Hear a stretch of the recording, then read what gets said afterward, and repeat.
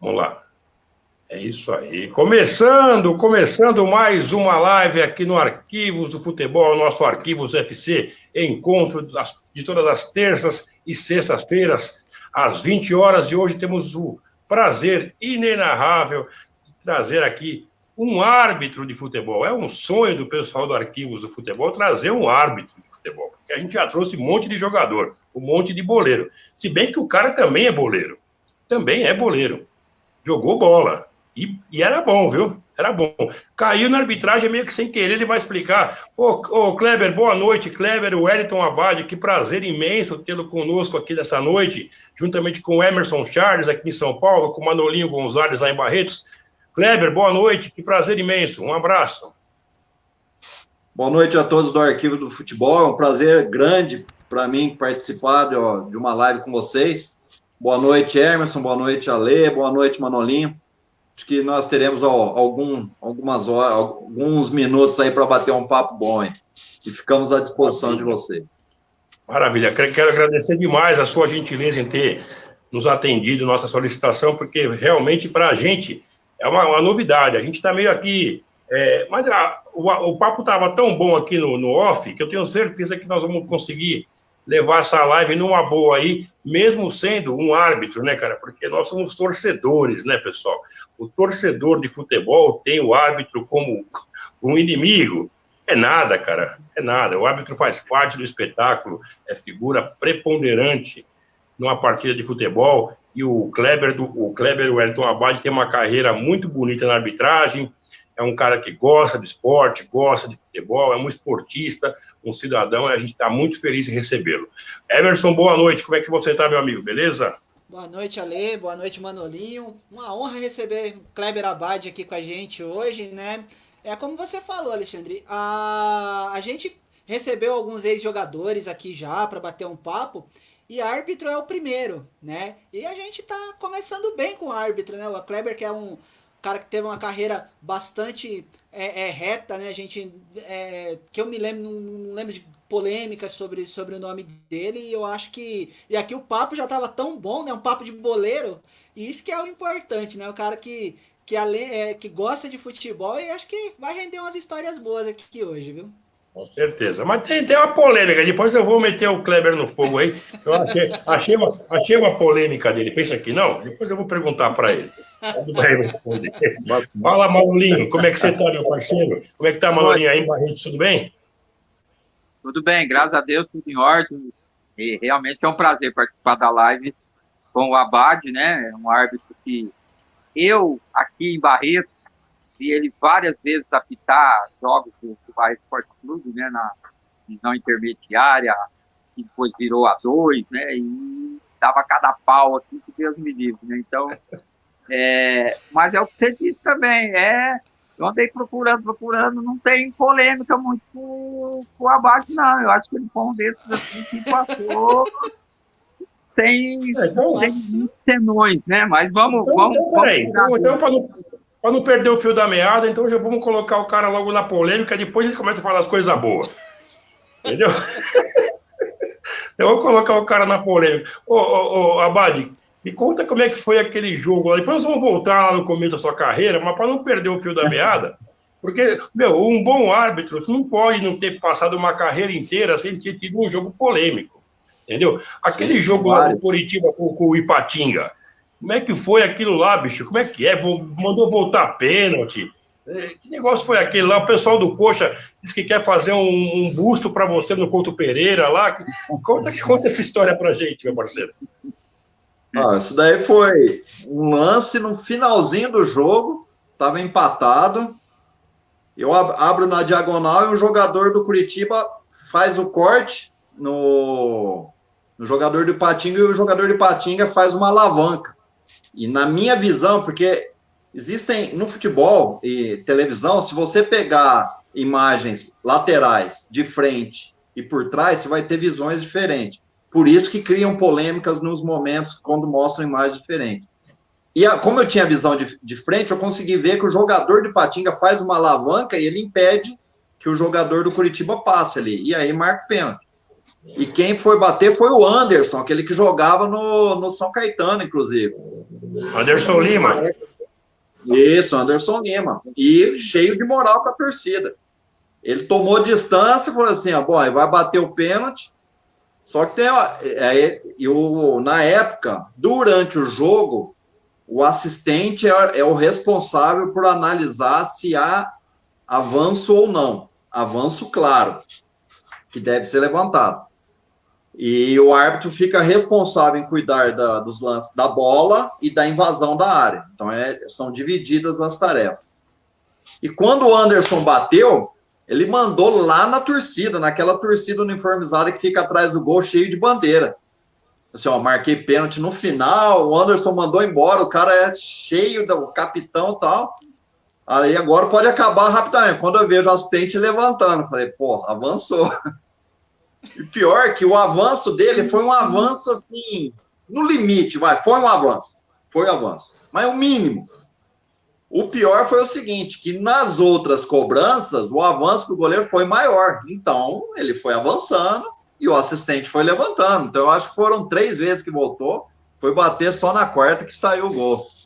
Então, isso era um jogo de sexta-feira, se eu não me engano. Aí você toma banho, você já sabe que vai sair no Jornal das 11 lá, que vai ser o lance da rodada. Aí tomamos banho e tal. Quando você está esperando o voo, pá! E o lance em Curitiba, 4 vezes para bater o pênalti. Aí você já vira manchete, já, né? E isso na cidade do interior é muito engraçado, porque eu moro a 10 minutos da agência onde eu trabalho, então eu vou e volto a pé. Então, quando tem lance polêmico, quando tinha lance polêmico, para eu, ao invés de eu demorar 10 minutos, eu demorava 30, porque cada um ia... e aquele lance assim, o que aconteceu? Porque teve vários jogos que eu participei que foram transmitidos. Então, e você começa a perceber, você tem uma percepção boa daquele que torce, daquele que está falando brincando e daquele que está dando uma cutucadinha. Então, com o tempo, você vai saber. Em cidade interior, sabe que tem muita gente invejosa, essas coisas. Mas o que eu mais gostava, e ainda gosto até hoje, são quando aquelas senhorinhas ou senhorzinho vão na minha mesa, eles falam assim, mas que tempo bom que você apitava. Eu não perdi um jogo só para assistir o árbitro. Isso é uma coisa inédita. Eu torcia pro meu time, mas eu não perdi um jogo, porque as senhorinhas, a gente ficava rezando um terço para dar tudo certo. Então você vê a satisfação do esportista, de você estar dentro do campo participando de tudo aquilo que está sendo transmitido. A minha estreia na Série A foi Guarani e Corinthians, o jogo da Globo Internacional. Foi transmitido para mais de 100 países. Isso na minha estreia da Série A. Quer dizer, satisfação de participar do jogo, para quem adora futebol, você não consegue definir a amplitude disso. Então, uma das polêmicas, tem muito. A gente percebe que o Kleber gosta de futebol, porque você vê, ele está na sala da casa dele ali, não sei, acho que deve ser na sala, a televisão dele lá, a televisão de 60 polegadas, está passando um jogo de futebol, parceiro. Está passando no Brasil de Ponte Preta, 0-0. Pênalti para Ponte Preta. Pênalti para Ponte Preta. Aí, tá vendo? Quem gosta, o Emerson, quem gosta de futebol, cara, não tem jeito, até pelas costas você gosta de futebol. E o Kleber é um desses caras. Essa área aqui é um quarto que eu tenho aqui, onde eu tenho meus troféus, as bolas de finais de campeonato. E é um lugar onde eu fico, é internet, a televisão praticamente é só canais de esporte. Tá certo. Eu cheguei e venho para cá. Tá certo. Fala aí, Emerson. Faz a sua. Gol da Ponte, 1-0. Gol da Ponte. Fala, Emerson. Manda a sua primeira pergunta para o nosso amigo Kleber, o Wellington Abad. E aos poucos você vai me colocando aí as perguntas do pessoal que está seguindo a gente hoje na nossa live, porque eu estou sem aqui a relação do pessoal que está comentando. Coloca as perguntas na tela para a gente, tá bom? Perfeito. Ô Kleber, a gente até já desde o começo aqui no off aqui, a gente já tava o papo de bola aqui o tempo inteiro, né? A minha pergunta é o seguinte, né? Você estava falando aqui pra gente, antes de começar, que você jogou bola e tal. Chegou próximo a tentar se profissionalizar como jogador de futebol, e você jogava em que posição quando você foi jogador de bola? Fui goleiro. todo goleiro metido ao centroavante, né? Mas era goleiro. A posição era goleiro. Eu cheguei a disputar Campeonato Paulista, Sub-17, time grande. Depois, como eu jogava basquete e jogava futebol, eu tinha uma proposta muito boa da minha cidade, que a gente tinha uma escola que a gente estava fazendo, unindo 2 clubes, que era o clube de São José do Rio Pardo com Casa Branca, que sempre foi muito forte no basquete. Então, essa escola quis contratar, fazer a seleção dessas 2 cidades para disputar o Campeonato Paulista. Então, eu fui convidado, eu recebi uma bolsa de estudo com tudo pago, para morar na minha cidade, era bem mais do que eu ganhava para jogar futebol, e acabei, no ano seguinte, vindo para cá, eu joguei basquete federação, cheguei a disputar Série A2 de basquete, e no futebol depois, que eu estourei a idade juvenil, eu fui no Sub-20, eu joguei no Palmeiras de São João da Boa Vista, e me profissionalizei na época da 3ª divisão na Associação Atlética Vargiana, no ano que o Serd de Descalvado foi campeão da 3ª, e no ano o Serd subiu para a 2ª divisão na época, né? Porque acho que era 3ª, 2ª, intermediária e 1ª, né? Eu cheguei a iniciar uma conversa, fiquei hospedado em Descalvado antes de começar o campeonato, mas não foi aprovado a arquibancada, que o estádio não tinha a capacidade para disputar, eles acabaram desistindo. Então, a partir dali, prestei concurso e tal, e jogando futebol mais amador mesmo. Disputei campeonato amador de estado, cheguei a disputar a fase final contra um time que chamava Catatumba de Piracicaba. Era da pesada esse time. Era bom, mas se não ganhasse, não saía do estádio. Pelo nome... É um time famoso, o pessoal de Piracicaba vai saber aí. Daqui a pouco o Gatãozinho que gosta de participar da live, daqui a pouco o Gatãozinho entra aí e fala se ele conhece o Catatumba. Ele mora lá em Piracicaba, né, o Gatão? Fala, Manolinho, manda a sua pergunta pro Kleber aí, Manolo. O Kleber, então, aqui em Barretos eu vi várias vezes o Kleber vir apitar jogos aqui do Vai Esporte Clube, né, naquela divisão intermediária, né, que era a 2ª, depois virou divisão intermediária, né, e o que eu disse, né, é um árbitro, né, que teve pouco problemas, assim, entre aspas, né, na carreira dele, né, a gente vê que ele passou, assim, bem mais desapercebido, não tecnicamente, porque tecnicamente era um bom árbitro, tanto assim que chegou, não que chegou. Mas, assim, sem muitas polêmicas. Eu queria ver com ele, na tua opinião, qual o jogo mais difícil que você apitou na tua carreira? Mais difícil, foram vários jogos difíceis, né?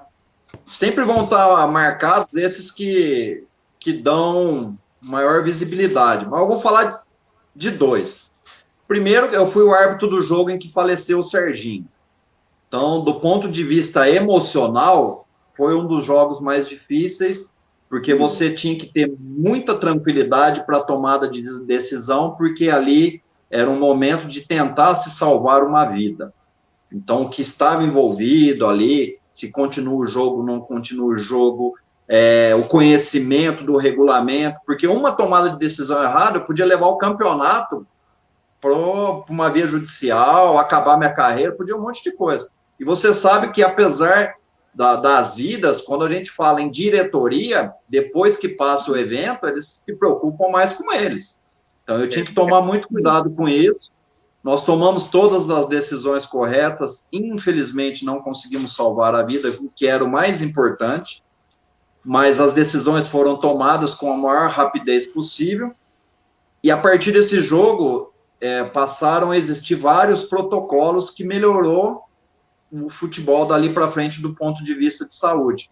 Então, em algumas crises, acaba acontecendo algumas coisas que há melhoria. Então, a partir dessa data, a gente foi, inclusive, elogiado. No dia seguinte, eu almocei com o presidente, fui convidado para almoçar com o presidente da Federação Paulista, que agradeceu pelas as nossas decisões. Então, do ponto de vista emocional, acho que não tem nada mais difícil do que isso. Você ter o controle para tomada de decisão. Mas tem um jogo bem legal que eu optei, que foi o segundo jogo da semifinal da segunda divisão do Campeonato de Alagoas. Estava jogando Santa Rita e Atalaia. Atalaia é a cidade lá do Aloysio Chulapa. Lá. E do Zagallo. Viu? E do Zagallo, que o Zagallo também nasceu em Atalaia. Isso. No primeiro jogo em Santa Rita, deu maior briga depois do jogo. Quem apitou o jogo foi o Chicão, o Francisco, que era árbitro FIFA. Você tem uma ideia, era árbitro FIFA, eu não era árbitro CBF. E o técnico, eu sempre esqueço o nome dele, mas o técnico do Santa Rita era o Celso. Celso, ele foi muito tempo técnico do Bragantino. Era um baixinho e tal, encrenqueiro pra caramba. Ele dava um trabalho na beirada do campo que era forte sério. Não consigo lembrar o sobrenome dele. Era Celso, mas passou pelo Bragantino muito tempo. E aí veio aquele jogo, eu sempre gostei de pesquisar e estudar para fazer um planejamento de trabalho. E aí eu fui pro jogo, o Emerson de Pernambuco foi o quarto árbitro e as assistentes foram... Foi esse jogo que foram duas meninas? Foram duas meninas, que na época tava surgindo as meninas. Duas meninas de Minas Gerais. Eu acho que era para... vamos colocar as meninas lá, que é para o pessoal segurar um pouco. Era clima de guerra. Nós ficamos em Maceió, Atalaia está a 60 quilômetros, e chegamos lá. Aí, estudando, bom, o prefeito da cidade, o padre e o presidente do clube era o mesmo. O padre era o presidente do clube e o prefeito. Então, quer dizer, você entrou, fechou a cidade. Pouca pressão. Fechou a cidade. O estádio pequeno, mas muito organizadinho, muito bonitinho, tal, gramado muito bom, tal. E a gente ficou sabendo da briga. E os caras já estavam jurando o Celso e um massagista. Falaram, a hora que acabar o jogo, não, vamos pegar os caras. Dentro de campo, como chega um árbitro que está apitando primeira divisão, eu sempre que eu fui apitar segunda, sub-20, essas coisas, eu sempre pus na minha cabeça o seguinte, quem está na televisão é referência. Então, se você for por um jogo de uma categoria menor, você tem que correr 2 vezes mais do que você está fazendo na primeira, porque o cara fala... Isso, principalmente no interior, acontecia. Mandaram o cara que apita a primeira divisão, o cara vem numa má vontade. Então, eu tentava inverter isso, porque eu sou do interior. E eu via isso, às vezes, que o pessoal da capital falava, puta, eu vou ter que ir, que nem Manolinho de Barretos. Eu vou lá em Barretos, numa quarta-feira à noite, aí o cara tem que sair de São Paulo, principalmente. O cara, tem gente que ia com má vontade. Eu não, eu ia... Se eu não for bem aqui e o cara do interior reclamar, os caras não vão me dar chance lá. Você só quer filé? Carne de pescoço? Não, e para mim não era carne de pescoço. Quanto mais pro interior, mais eu gostava. Porque esse negócio de televisão, cada jogo que você vai pra televisão, você tá correndo o risco de ficar 15 dias na geladeira, né? Então, quanto mais no interior, o jogo for bom para você, tá beleza. Estamos fazendo o jogo lá, o time do Atalaia tinha que ganhar, tinha perdido lá, tinha que ganhar, e se ele ganhasse, ia pros pênaltis. A não ser que fosse uma diferença acima de um gol. Bom, o jogo foi 1-0, 2-1, foi pros pênaltis. E nos pênaltis, aí eu falei, o Celso vai me dar trabalho aqui. Eu falei, a hora que ele me der a chance, ele vai ter que ser expulso para salvar a pele dele, senão os caras vão matar ele mesmo, porque o negócio tava pressionando. Aí eu não sei o que deu nele, porque sempre ele gostava de fazer interferência. Ele sai do banco de reserva, veio do lado do lado da trave falar com o goleiro dele, fulano de tal vai bater então. Aí eu encostei nele, você tá expulso. Não, mas você vai me expulsar de primeiro? Eu falei assim, vou te expulsar, que é para você ficar no vestiário e não correr o risco de morrer, porque os caras vão falar que vão te matar. Então, fica torcendo lá do vestiário que eu tô salvando tua pele. Falou, acho que é melhor mesmo. Então, obrigado por ter me expulso. Aí, expulsei ele. E o time do Santa Rita ganhou nos pênaltis. Deu um rolinho com o massagista lá depois, tudo mais. Não chegou a acontecer a guerra que eles queriam. E, para minha surpresa, uns 3 meses depois, a federação me manda um envelope lacrado da Câmara Municipal de Atalaia, onde existe uma moção de agradecimento pela a seriedade que nós levamos aquele jogo. Eu tenho guardado nos meus cofrinhos lá, essas coisas, essa moção da Câmara Municipal de Atalaia. Então, eu sempre dei muito valor para esses detalhes, não muitas vezes para a grande mídia televisiva, isso que a gente sabe que quem vai cobrir, por exemplo, um é do Palmeiras e outro é do São Paulo. Aí tá o repórter que cobra o Palmeiras e outro repórter que cobra o São Paulo. Eles não vão falar mal do time, porque na segunda-feira eles têm que entrevistar o jogador. Se falar mal, os caras não vão dar entrevista para eles. Então é mais fácil bater no árbitro. E no interior, não. Você tem esse negócio de você demonstrar a sua vontade, essas coisas. Tem dia que você tá bem e vai legal. Tem dia que você não tá bem. Agora, a vontade, isso eu sempre passo para os árbitros que eu dou os treinamentos. Você sempre tem que mostrar vontade. Se você tá num joguinho lá, sub-11, vai com vontade. Porque às vezes você tá num jogo com má vontade e tem alguém lá na arquibancada de folga assistindo o jogo. Fala assim, pô, esse árbitro veio com uma má vontade. E o contrário também é verdadeiro. Nossa, sub-11, 8-0 e o árbitro tá correndo. Esse menino merece um lugar um pouquinho para cima. Então, nesses momentos, assim, aproveitar sempre as oportunidades, porque naquele momento tem alguém sempre te olhando.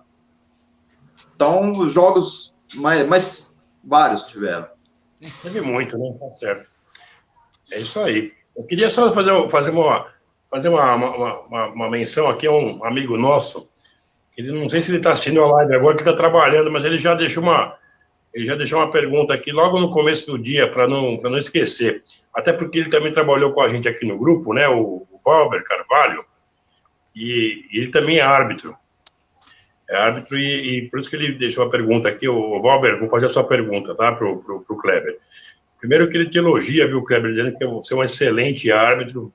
Também concordamos com o Valber. Ele pergunta para o Kleber sobre o Fábio Spironelli e sua importância para a arbitragem profissional varziana do futebol paulista. Você pode falar sobre o Fábio Spironelli? O Fábio Spironelli foi árbitro da Federação Paulista, de CBF, e no início ele tinha uma associação de árbitros onde ele deu muita chance para árbitros amadores trabalharem em jogos em toda São Paulo e Grande São Paulo. Então, a grande importância dele é essa daí, é ajudar os árbitros a se desenvolverem, tanto aqueles que são amadores, a poderem depois dar uma continuidade na sua carreira, como aqueles árbitros federados que durante a semana, diferente do jogador, você não tem onde treinar. Então, principalmente na capital, tem esse facilitador de você apitar nos clubes, se apitar na várzea, então você consegue fazer o seu treinamento nesses jogos. Super importante. Quando eu trabalhava em São Paulo, eu fui para tudo quanto é clube que vocês podem imaginar. Aí eu já fiz finais, Monte Líbano, Paulistano, Pinheiros, fiz aquele final da Copa Cidade que tem aí. Na Grande São Paulo, então eu sou famoso aí. Santo André, São Caetano, Mauá, Diadema, Cajamar. Um grande abraço para o povo de Cajamar, porque eu apitei a abertura, Série A, Série B, meio de campeonato. Porque quando eu vinha de São Paulo, já parava ali, tem aquele estádio do Boiódromo ali, perto de onde que tem um rodeio, já fazia um jogo e vinha embora depois. Então eu tenho um pessoal de Cajamar aí, fiquei muito tempo apitando jogos lá, e é o que eu gostava. Eu tinha acabado, às vezes, de sair de um jogo de TV, dormir em São Paulo para fazer um jogo no domingo em Cajamar e vir embora. Então, não Legal. Tem essa. A gente que é do interior pensa de uma forma diferente em relação ao futebol. Você percebe que o Kleber, realmente é apaixonado pelo que ele fez, pelo que ele faz, né? Hoje não profissionalmente mais, mas é muito legal quando você vê o cara falar de detalhes, né? Detalhes da carreira, igual ele falou lá desse jogo do Santa Rita, lá em Atalaia. Quer dizer, um cara que apitou derby, de Campinas. Né? Aliás, olha, eu vou te cortar, para eu não esquecer a escalação. Você falou de derby de Campinas, porque eu comecei a gostar de futebol jogando futebol de mesa. A gente se reunia, fazia o Campeonato Paulista, cada um tinha 4 times em 5. Ia fazendo os jogos, ficava das 8 da manhã até 8 da noite jogando. E para você ver como é difícil hoje, porque antigamente, eu vou falar de 2 escalações, deve ser de 76 a 78, pode ser que eu erre alguma coisa aí, mas o interiorzão. Olha só que time que eu vou montar para ter um jogo aí. De um lado eu vou colocar Carlos, Jair, Oscar, Polozzi e Odirley. Marco Aurélio, Vanderlei, Dicá, Lúcio, Rui Rei, Tuto.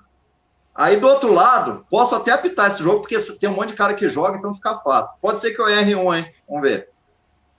Neneca, Mauro Edson Gomes e Miranda, Zé Carlos, Renato Pé Murcho e Zenon. É aí aquele ataque, Capitão, Careca e Bozó. Fica fácil de apitar esse jogo. Pra você ver, hoje eu não consigo montar 2 times. Sejam eles time grande ou time pequeno. Eu não consigo montar uma escalação hoje. Agora, desses times, eu consegui. A Ponte Preta, que você falou, tá jogando aí atrás, na sua televisão. Você não consegue saber um ou dois jogar. Sabe que o técnico é o Brigatti. Agora, quem tá jogando, você já não sabe. É assim, cara. Infelizmente, é isso. A gente viveu esse tempo aí que o Kleber tá falando, que pode lembrar com saudade de uma escalação na ponta da língua, né? Até o jogo de botão, que o Kleber falou, quando você jogava lá, você sabia que aquele botão que tinha um defeitinho aqui, um defeitinho, assim, um cortinho ali no botão, aquele cara era o Renato Pé Murcho. O outro era o cara que batia na bolinha melhor, era o Zenon. Esse puta que pariu, era bom demais. Eu andava nas relojoarias pedindo as lentes de relógio para fazer o time. Então, os relógios mais antigos eram os meus zagueiros e os pequenininhos, os atacantes, para fazer gol por cobertura. Quer dizer, a molecada não sabe, hoje é só no videogame, né? É verdade, Kleber, é verdade. O Antônio Carlos Amorim Godoy também, mandando um abraço. Grande árbitro natural da nossa cidade vizinha, São José do Rio Pardo. Com todo respeito para o Abade, mas eu vou falar uma coisa. Ele é a cara do Rubinho, irmão do Zé Elias. E é que é verdade mesmo. Mas muito parecido, não é pouco. A primeira vez que eu vi o Rubinho foi um jogo do Sub-20 da Seleção Brasileira.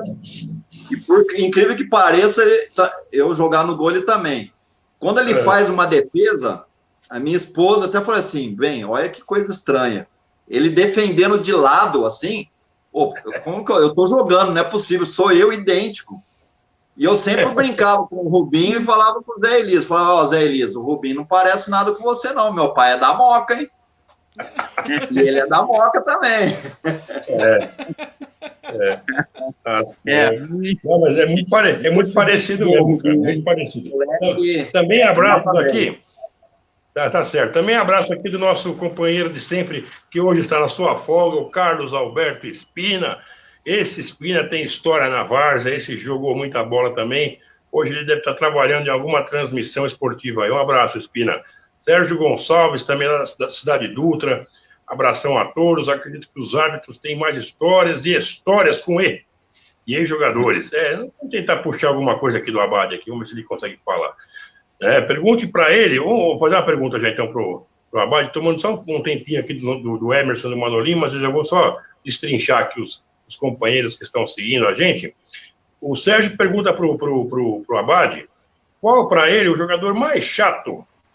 Abade, você teve aqueles... Acho que é normal você ter aquele cara que...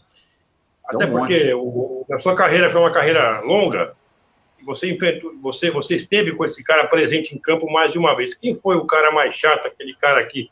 Mais chato, de repente, que quando acaba o jogo você dá um abraço, acabou o jogo é outra história. Não é o cara que você menos gostou, mas aquele cara mais chato no campo, na hora do jogo. Bom, outro dia eu estava montando, uma hora eu vou montar e vou escalar um time só de chato, de 1 a 11, e um time só de gente boa. Outro dia eu estava mexendo, tem algumas posições, mas o chato para mim não é aquele que acaba o jogo, fala alguma coisa. O mais chato para mim é aquele que não fala nada e vai na imprensa e fala. Então, quem tinha muito esse tipo de característica era o Ricardinho e o Rogério Ceni. 2 bem característicos. Agora, chatinho dentro de campo, por exemplo, o D'Alessandro é chatinho, o Valdívia mas eu sempre falo assim, o chato craque, ele tem 30% de desconto. Ele pode ser chato, porque ele é craque. O problema é que nem, por exemplo, vamos ver, aquele Alceu que jogou com a camisa do seu time. Uma vez eu falei com o Alceu, o Leão, no Palmeiras do Corinthians, é o jogador de um gol só, né? Ele marcou um gol de falta, acho que na vida dele só. Uma vez eu falei para o Alceu, eu falei assim, ó, você vai me desculpar, mas o Ademir da Guia deve estar louco da vida, porque o Leão te deu a camisa 10. Não é possível que ele fez isso com você. Você não é craque. Craque é o seu empresário que consegue te deixar em time grande toda vez. Então, esse era um cara chato que não era craque. Esse é um cara chato que não é craque. Agora, o craque tem que ser chato. Jogou no Marília. Agora, gente boa, vou te falar gente boa. Marcão, do jeito que ele é nos vídeos hoje, ele é dentro do campo e ele é se encontrar com você na rua. Marcão. Vampeta, mesma coisa. Esses, para mim, são os dois que puxam a fila. Que dentro de campo, às vezes, você até um jogo que está um pouco mais quente, você... Ô, irmão, ajuda aí, porque o negócio tá feio, como que tá a situação hoje? Sabe, cara que você consegue falar, porque a diferença do profissional e amador não diz respeito ao tipo de jogador. Então, você vai ter os jogadores, aqueles caras que são chatos fora e dentro de campo. Aquele cara que é o espanta-rodinha. Tem cara que é gente boa dentro e fora de campo. E tem aquele cara que é gente boa fora, mas se transforma em campo. Eu era um desses, inclusive. Eu dentro de campo, nem no treino eu gostava de perder. Dá pra falar pro centroavante, não vem dividir comigo no treino, não. Então, eu me transformava. Acabou o jogo. Só que assim, acabou o jogo. Vamos tomar cerveja sem mágoa. Sem mágoa. Agora, e o futebol profissional é igualzinho. O que diferencia aí é a repercussão. Então, no amador e na várzea, você tem pouca repercussão, mas você tem o erro de um árbitro também, tem uma repercussão pequena também, nisso daí. Só que a segurança dele também é pequena. E no jogo profissional, ele tem mais segurança, mas um erro dele também tem uma grande repercussão. Então, na verdade, a grande diferença é essa daí. E hoje em dia, dependendo as categorias aí, eu já fiz muita final de várzea com o mesmo nível de A3 até A2 aí, viu, de jogo. Que a bola ficou mais no chão. Eu fiz uma abertura entre o primeiro e o segundo colocado ano anterior, Diadema, aliás, lá naquele campo lá do Jardim Iamar, que eu não teve um balão. A bola saía com o goleiro dele lá atrás, era jogo só no chão.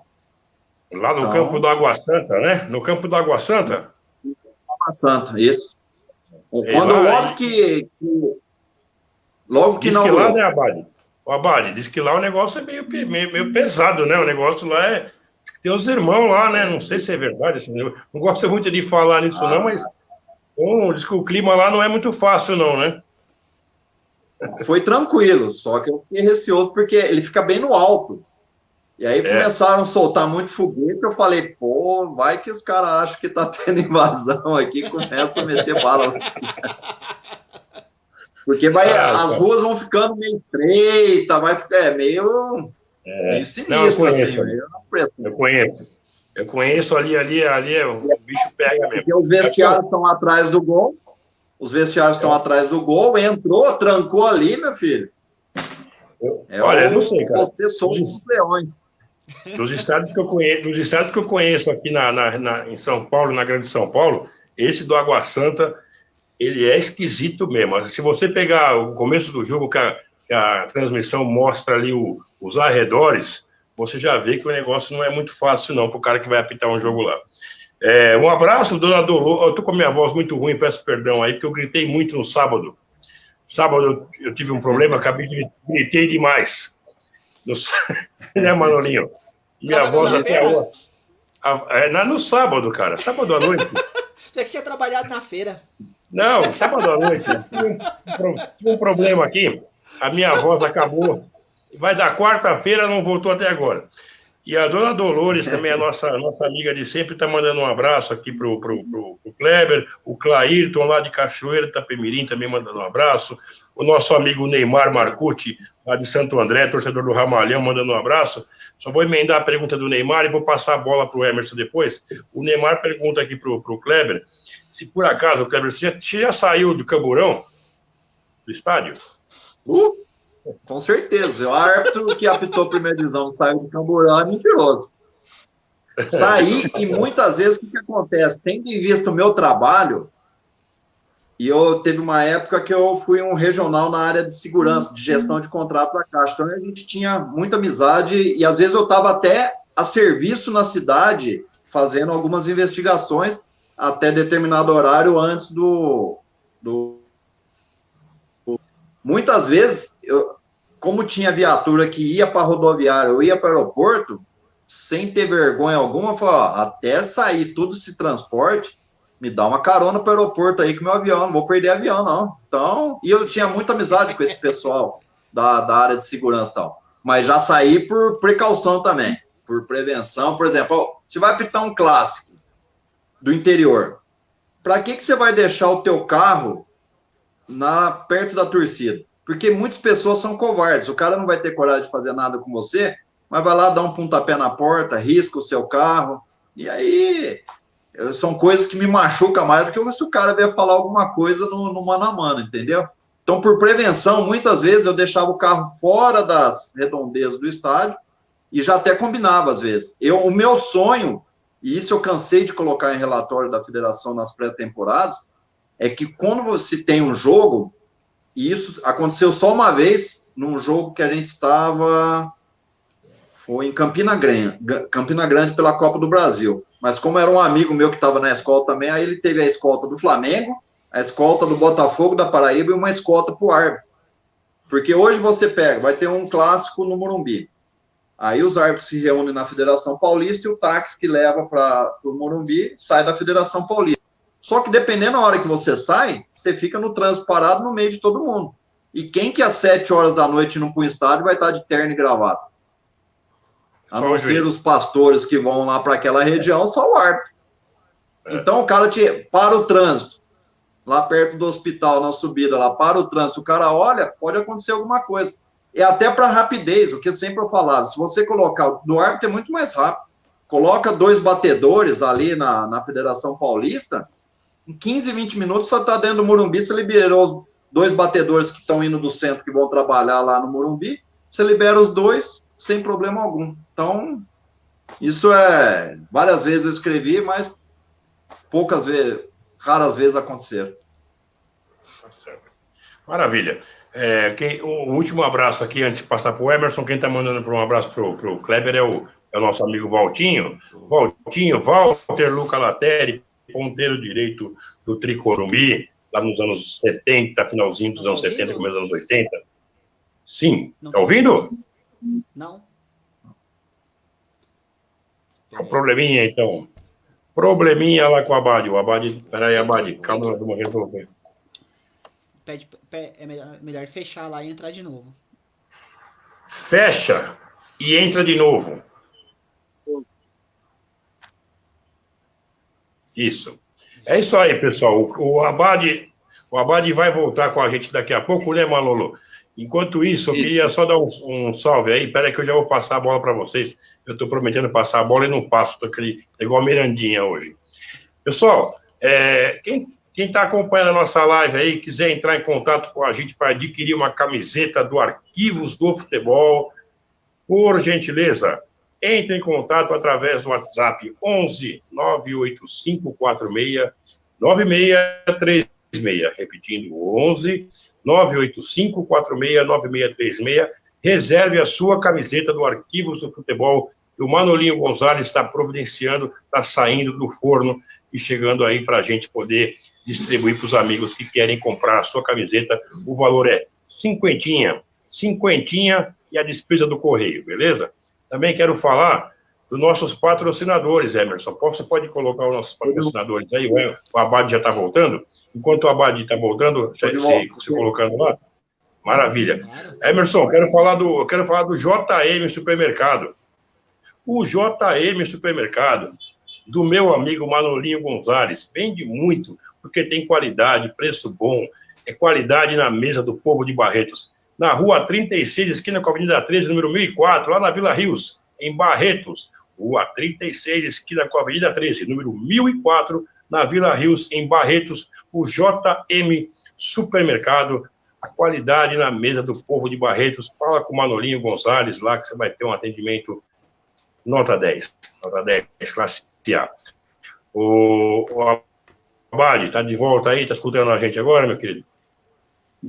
Certo aí? Opa. Beleza? Escutando? Ô, Manolinho, manda a sua pergunta para o Kleber agora, ele acabou de voltar aí. Manda aí, pode emendar. É o Emerson agora. Vai lá, Emerson. É o Emerson, perdão. Pode seguir. Tá. Então, eu vou fazer uma pergunta.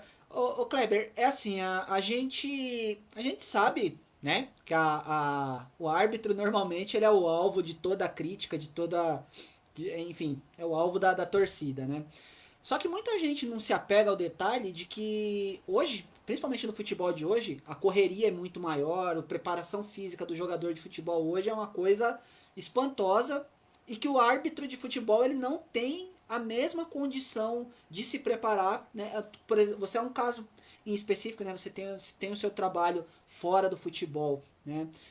A profissionalização do árbitro propriamente dita é possível ainda? Você acha que a gente pode alcançar ainda essa... Porque melhoraria, sem dúvida nenhuma, o nível da arbitragem, sem dúvida nenhuma, né? A possibilidade de se dedicar exclusivamente ao futebol, né? Mas tem muito entrave. O que você acha que distancia essa possibilidade da profissionalização do árbitro? O que eu analiso é o seguinte. Primeiro, a profissão está reconhecida. Porém, até hoje, ela não está regulamentada. Eu vejo no Brasil uma dificuldade muito grande para a profissionalização, em razão de um fator principal: quem pagará a conta? Então, nós temos hoje 500 árbitros na Federação Paulista. Se você definir, vou chutar valores assim, porque tem que valer a pena, porque o árbitro de primeira divisão, se ele não receber 10 mil reais por mês apitando o jogo de quem ganha 1 milhão, ele tem que fazer outra coisa. Vamos colocar os árbitros que apitaram primeira divisão. Estou colocando por baixo, hein? Porque 10 mil reais é o salário de um jogador da A2 que às vezes, na Série A1, do time que caiu, de um jogador que às vezes nem no banco fica. Ele ganha mais que isso. Aí o árbitro vai apitar o campeonato inteiro. Se você pegar aí 20 árbitros para apitar os jogos da Série A1, já 10 mil cada um, já deu 200. Aí você separa mais 20 para apitar a Série A2, um salário de 6. 20 para a Série A3 de 3. E aí depois, vamos colocar aí um salário mínimo para cada um. Quanto que já deu isso? Mais de 1 milhão. Nosso dono de supermercado, se você paga 1 milhão de folha, transforma em 2 mais ou menos, JM não, Manolinho. Vai virar dobra. Mais ou menos já virou 2 milhões. Mês. Vezes 12 já deu 24 milhões. A Federação Paulista vai querer investir 24 milhões? Isso, estou falando só o salário. Aí você tem os benefícios que teria que ter. Então, acho muito... Para a CBF é a mesma coisa. Então, no meu entendimento, para profissionalizar, você teria que receber um salário por mês para se dedicar àquilo, e o variável seria pelo número de jogos. Várias vezes eu encaminhei algumas propostas de semi-profissionalização, porque aí depende, além disso, ainda você teria que definir um plano de carreira. Porque um árbitro, raramente ele vai ficar muito mais que 10 anos em alta performance na primeira divisão. 10, 15 anos. Mas hoje nós temos que aposentar com 65. Como faz? O árbitro não vai aposentar com 65, porque ele não vai conseguir correr até 65. Então, já tem alguns detalhes que são diferentes. O que várias vezes eu encaminhei também algumas sugestões, porque sempre de final de pré-temporada eles abriam para a gente sugerir. Seria a semi-profissionalização. O árbitro se ajustar no seu trabalho, então aí ele tem que procurar um emprego que dê para ajustar com isso. E que diariamente ele trabalhasse 4 horas na arbitragem. Então, seja estudando a preparação física, ou os testes, alguma coisa. 4 horas por dia ele tinha que estar disponível. Cheguei até a citar o seguinte: pega, durante o período de campeonato, o árbitro, dentro da profissão dele, ele pode prestar um tipo de serviço para os patrocinadores do campeonato. Então, você tem um patrocinador Messi lá, tem um profissional de educação física. Você vai prestar serviço de ginástica do trabalho lá, vai dar aula de laboral, alguma coisa do tipo. Vai dar um laboral para os funcionários do patrocinador do campeonato. O patrocinador é de todos, não é especificamente de um. Então, alguma coisa que se bolasse, só que isso demanda o quê? Tempo de pensar, tal. Então, eu não vejo muito boa vontade para isso. Então, o que o árbitro hoje ele tem que fazer? Um árbitro de alta performance. Primeiro, que aumentou muito o número de treinamentos e testes nas federações e na CBF. Isso dificulta muito. Na minha época já tinha alguma coisa, mas hoje é muito maior. Então, imagina o seu gerente, você apitou no domingo em Recife. O voo vai chegar na madrugada, você vai chegar no meio do dia da segunda. Aí você chega e fala assim, amanhã tem um teste físico lá em Jundiaí. E na quarta eu estou escalado lá em Porto Alegre. O gerente fala assim, você quer apitar ou você quer trabalhar? Não, é claro, a empresa tem que dar lucro. Então são tomadas decisões. Então hoje ele tem que buscar alternativas de se formar em áreas que ele pode ser o chefe dele mesmo, consultoria, área de educação física, alguma coisa que ele consiga trabalhar e esteja móvel para conseguir o treinamento. E seria dessa forma, eu não vejo outra saída. Eu não penso a curto prazo uma profissionalização no Brasil. Acho muito difícil para se reconhecer a profissão, demorou-se mais de 10 anos. Agora, a regulamentação também eu vejo que tramita, mas aí muda o ciclo dos 4 anos, começa tudo de novo. Então, não vejo isso. Agora, algumas coisas poderiam ser melhoradas, por exemplo, o direito de arena para o árbitro. O árbitro, num jogo, a pessoa que é mais mostrada durante uma transmissão é o árbitro. Tanto que, hoje, tem patrocínio na camisa do árbitro, que ele não recebe nada. O árbitro não recebe 1 centavo daquele patrocínio. Cheguei a sugerir também, abre para o árbitro, pelo menos uma parte da camisa, para ele procurar o seu patrocínio. Eu ia virar para o Manolinho, quer colocar o JM aqui num clássico? Deixa o árbitro ganhar o dele. O Godoy chegou a fazer algumas coisas, nos jogos que ele fazia, do showball, ele fechava os patrocínios dele. Ele veio aqui quando o showball, todos os patrocínios. Sim. Então, libera para o árbitro pelo menos um espaço, se é ele que está mostrando, libera para ele fechar o patrocínio dele. Quem tiver a capacidade, desde que não esteja envolvido com o clube, apesar que eu acho uma besteira, porque é só no Brasil que isso acontece, porque a final da Copa da Alemanha jogou Brasil e Alemanha, o árbitro foi o italiano, e que ele era garoto propaganda da Adidas. E quem ganhou foi o Brasil, que era da Nike. Quer dizer, se você confia na pessoa, o cara não... A imagem dele, por exemplo, eu sou patrocinado pelo JM e vai jogar a final do Barretos, que ele tem um patrocínio do time. Ele não quer a marca dele manchada. Então, pelo contrário, vai torcer que o árbitro apite o jogo melhor e que o jogo tenha menor índice de... Então, é isso, essa concepção que nós precisamos um pouquinho mudar no Brasil, porque nós estamos ficando para trás. A nossa cabeça é muito aquele futebol antigo, e a Europa está lá na frente. E por isso que a gente não consegue ganhar mais nenhum campeonato. E vai demorar um pouquinho, se não melhorar isso, conseguir chegar entre os 4 aí, ou fazer uma final de Copa do Mundo, porque nós estamos ficando para trás por causa desse pensamento. Não, e teve um caso, né, você está falando aí de pessoas ligadas a clube, teve um caso de um árbitro, né, dessa parte, muito amigo meu, que encerrou a carreira dele porque ele fez um campeonatinho sub-11 lá não sei na onde, num dos clubes, né? Rodrigo Bragueto, né? E ele tem uma empresa que prestava serviço para todos os clubes. Encerrou a carreira por causa disso. Sim. E ele prestava serviço para todos os clubes de São Paulo. Não só para o Corinthians, ele prestava serviço para um monte de clube. E um ano antes ele já tinha avisado a Federação Paulista, antes da escala. Numa semifinal do ano anterior, eu fui o analista de arbitragem, inclusive, desse jogo. Foi numa semifinal, Corinthians e Ponte Preta, no Pacaembu.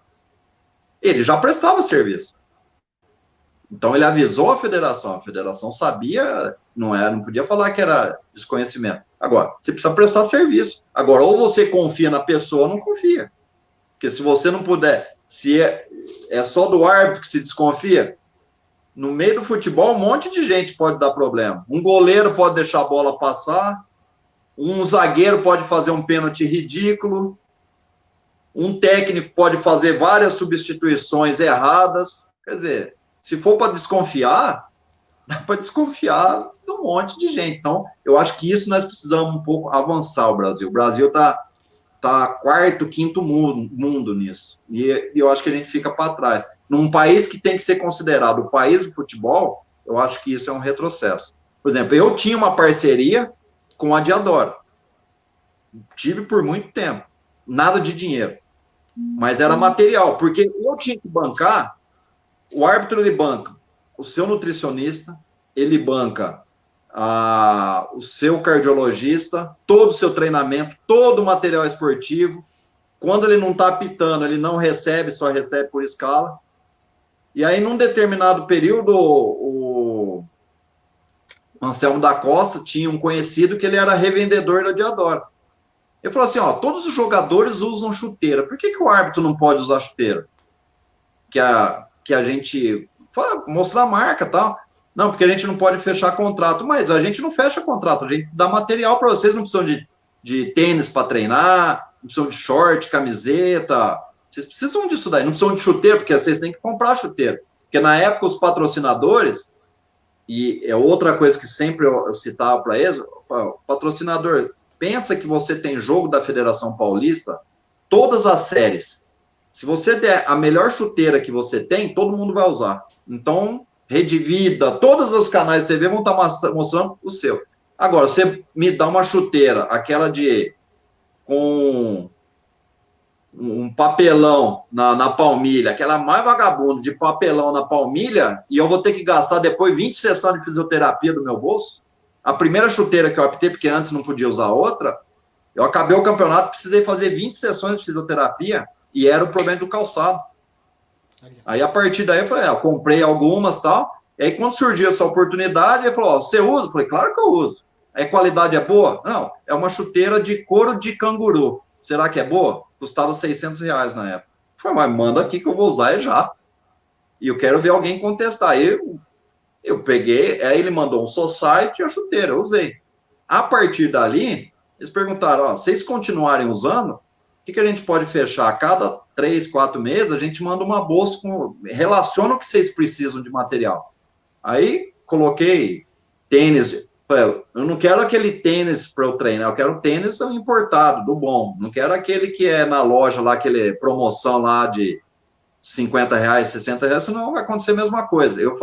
A nossa parceria era o seguinte, eu usava os materiais e fazia um relatório. Ó, essa chuteira, a chuteira do árbitro, é interessante que ela tem um número maior de cravos, para que o árbitro ele corre, tem uma velocidade constante. Então, quanto mais travas tiver de baixo, é melhor para a postura. Então, a gente ia trabalhando como, seria um analista de desenvolvimento, não é nem analista, mas uma pessoa para ajudar a área de tecnologia e de desenvolvimento. Tanto é que, para os jogos amistosos, eu falei assim, eu compro... Eu sou meio bairrista no negócio, o cara tá ajudando. Eu falei, ó, eu faço muito jogo amador. Me manda um trio amarelo e um preto. Todos os jogos que eu ia fazer no amador, eu levava e os árbitros usavam. Quer dizer, é uma maneira de você colaborar sem envolver dinheiro, sem envolver... Eu nem conhecia, eu conhecia um vendedor e o material chegava em casa, independente de time. Tá certo que era uma marca que às vezes 1, 2, 3 times que eram... mas eu falava assim, por que o italiano, que é o melhor do mundo, pode ser o garoto propaganda da Adidas e nós não podemos receber o material se nós temos que bancar? Então, eu ia um pouco contra essas coisas assim, porque eu sempre pensei assim quando eu acordei, eu tenho que zelar pelo meu nome. Eu tenho uma família, eu tenho um emprego super importante, eu moro numa cidade de 57 mil habitantes. Então, posso ser um péssimo árbitro, errar um monte de coisa, mas trabalhar sempre com honestidade. Honestidade, para mim, é obrigação. Obrigação, não é elogio para ninguém. Tem que trabalhar direito. Se eu estiver trabalhando direito, se o cara quiser contestar, você vai apitar, que é a outra marca. Eu falei, meu filho, eu dentro de campo, eu sou futebol clube. Se estiver jogando meu irmão de um lado ou outro do outro, não quero nem saber. Eu quero fazer o meu jogo bem feito. O problema é deles. Perfeito. Manolinho. Então, a respeito que você disse da profissionalização da arbitragem, eu acho que uma coisa que também assim, dificulta muito é o tamanho do Brasil. O Brasil é um continente, né? Aí você fala assim, lá na Alemanha, mas é do tamanhozinho do estado de Minas Gerais ali e tal, né?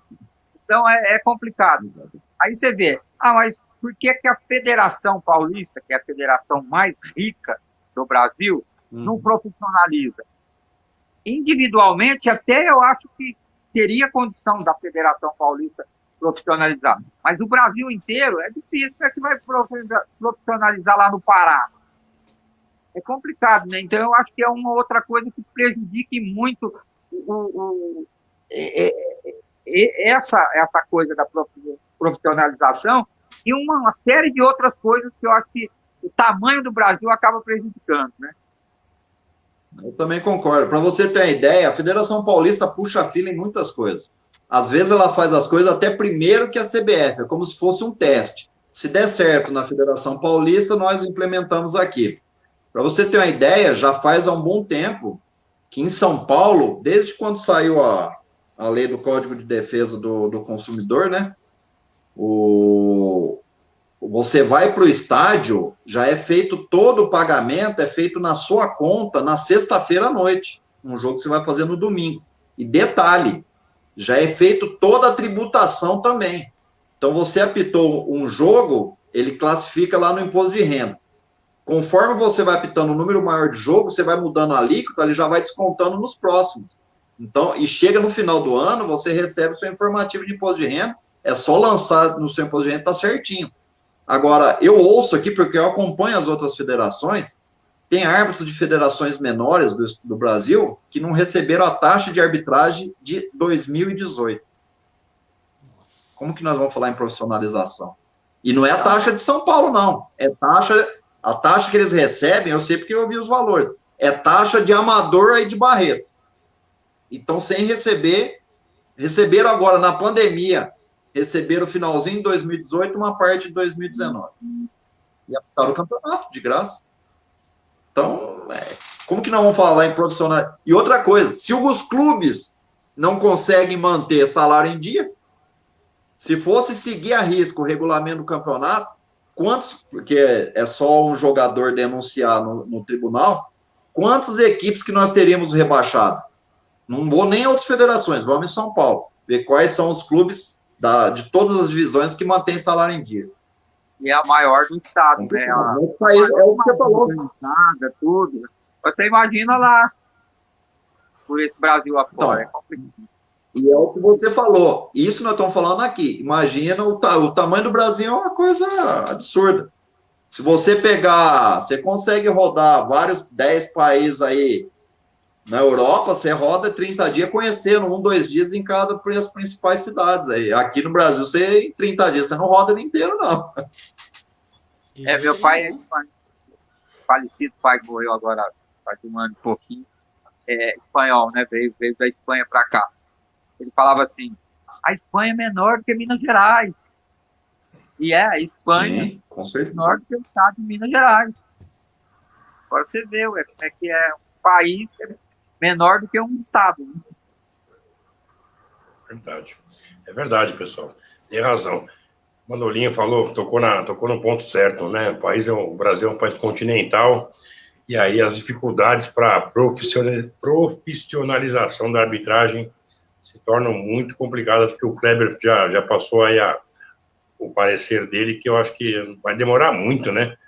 Para que, se um dia isso vier a acontecer, eu acho que não vai ser tão cedo, não, infelizmente, né? Com toda a tecnologia que eles estão tentando implementar na arbitragem, né? Que é um assunto que eu vou tocar agora com o Kleber. Você vê que eles investem, né? A FIFA tentando implementar, né?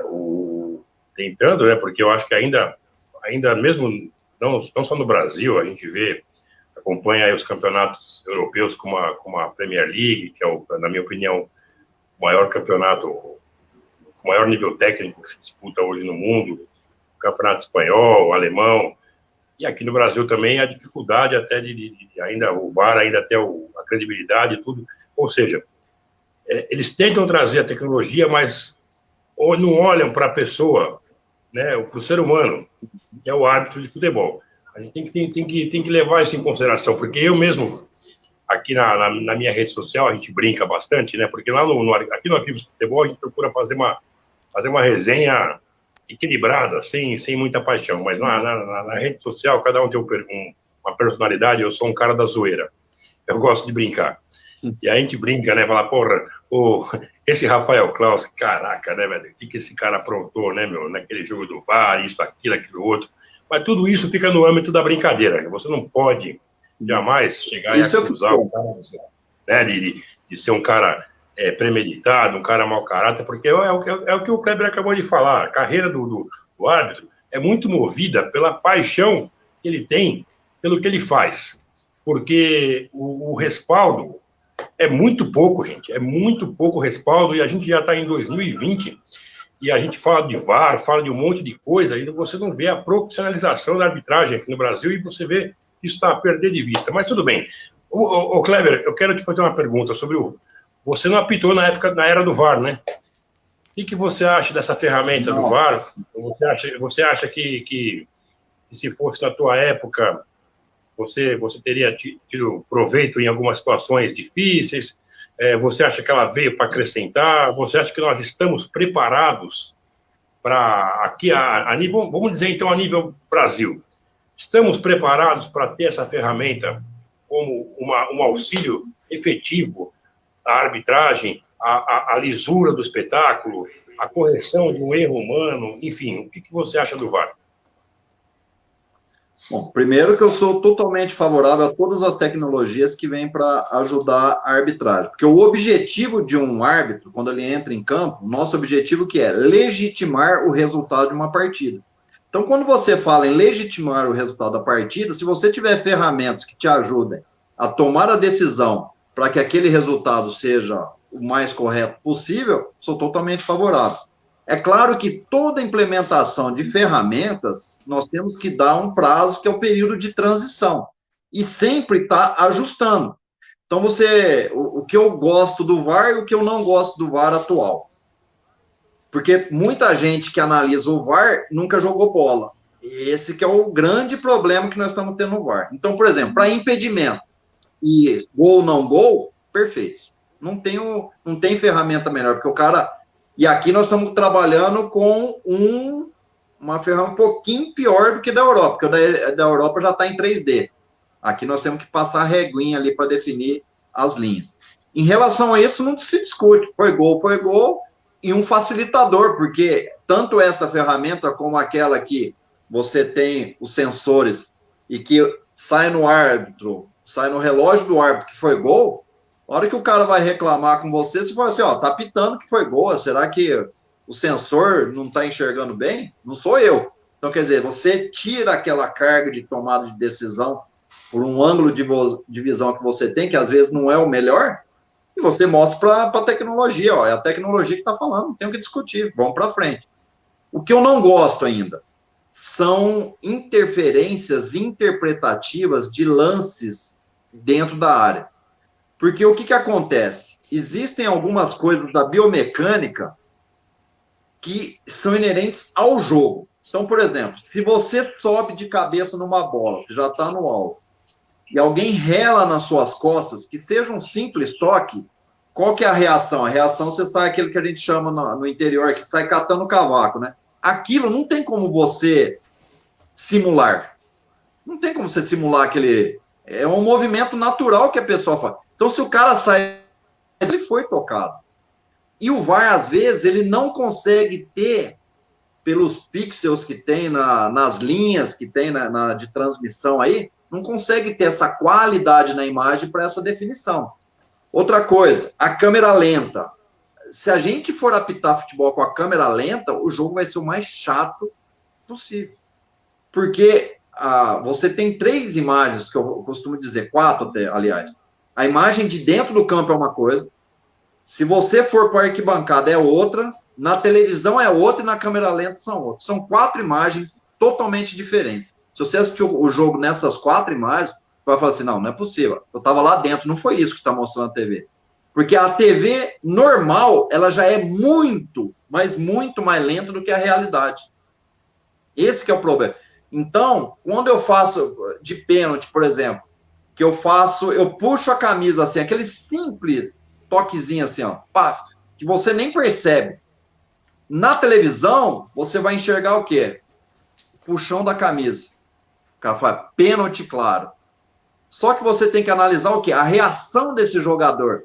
Esse agarrão, essa mexida na camisa, interferiu na biomecânica dele para ele chutar pro gol? Tem hora que o jogador que está em tamanha velocidade, que ele nem percebe que a camisa dele foi puxada. Então, o VAR tem que tomar muito cuidado o que está mostrando ali. E no Brasil, porque eu penso o contrário, meu pensamento é mais voltado ao que eles mostram na Europa. Eles analisam 4 imagens. Se uma delas não for conclusiva, eles falam, segue a imagem do campo, que é o que o árbitro viu e decidiu. No Brasil é o inverso. Eu olho 4 imagens e fico procurando uma que foi alguma coisa para chamar o árbitro. Não, uma foi, e nas outras 3? Porque as imagens são totalmente diferentes. Eu tenho uma palestra que eu dou, chama Em Busca do Sucesso, que eu faço em empresa isso. Então, é sobre tomada de decisão. Então, eu coloco um lance, é um lance do um jogador do Barcelona, é o brasileiro, inclusive, dos mais antigos. Ele jogou em Portugal também, jogou na seleção de Portugal, um brasileiro que jogou na seleção de Portugal. O Deco. Donato? Aí, ele sai numa bola... Deco. Vamos? Deco. O Deco? Isso, ele mesmo. Deco. Isso. Aí, ele sai numa bola, tem um lançamento aqui, a imagem do árbitro. E você vê o goleiro, vem deslizando, e ele toca a bola e ele voa. Aí eu mostro aquela imagem para o público. O que vocês dariam se vocês fossem um árbitro? Vocês são os tomadores de decisões, como se vocês fossem, que nem empresa, estão tomando decisão o tempo todo. Aí o pessoal fala assim, pênalti claro. Ah, beleza. Segundo time, eu mostro a imagem atrás do gol. Quando mostra a imagem atrás do gol, o goleiro desliza e ele, quando percebe que o goleiro vai tocar, ele salta. E não tem o contato. Falei, e nessa decisão que vocês dariam? Não foi nada. Eu falei, você é o árbitro.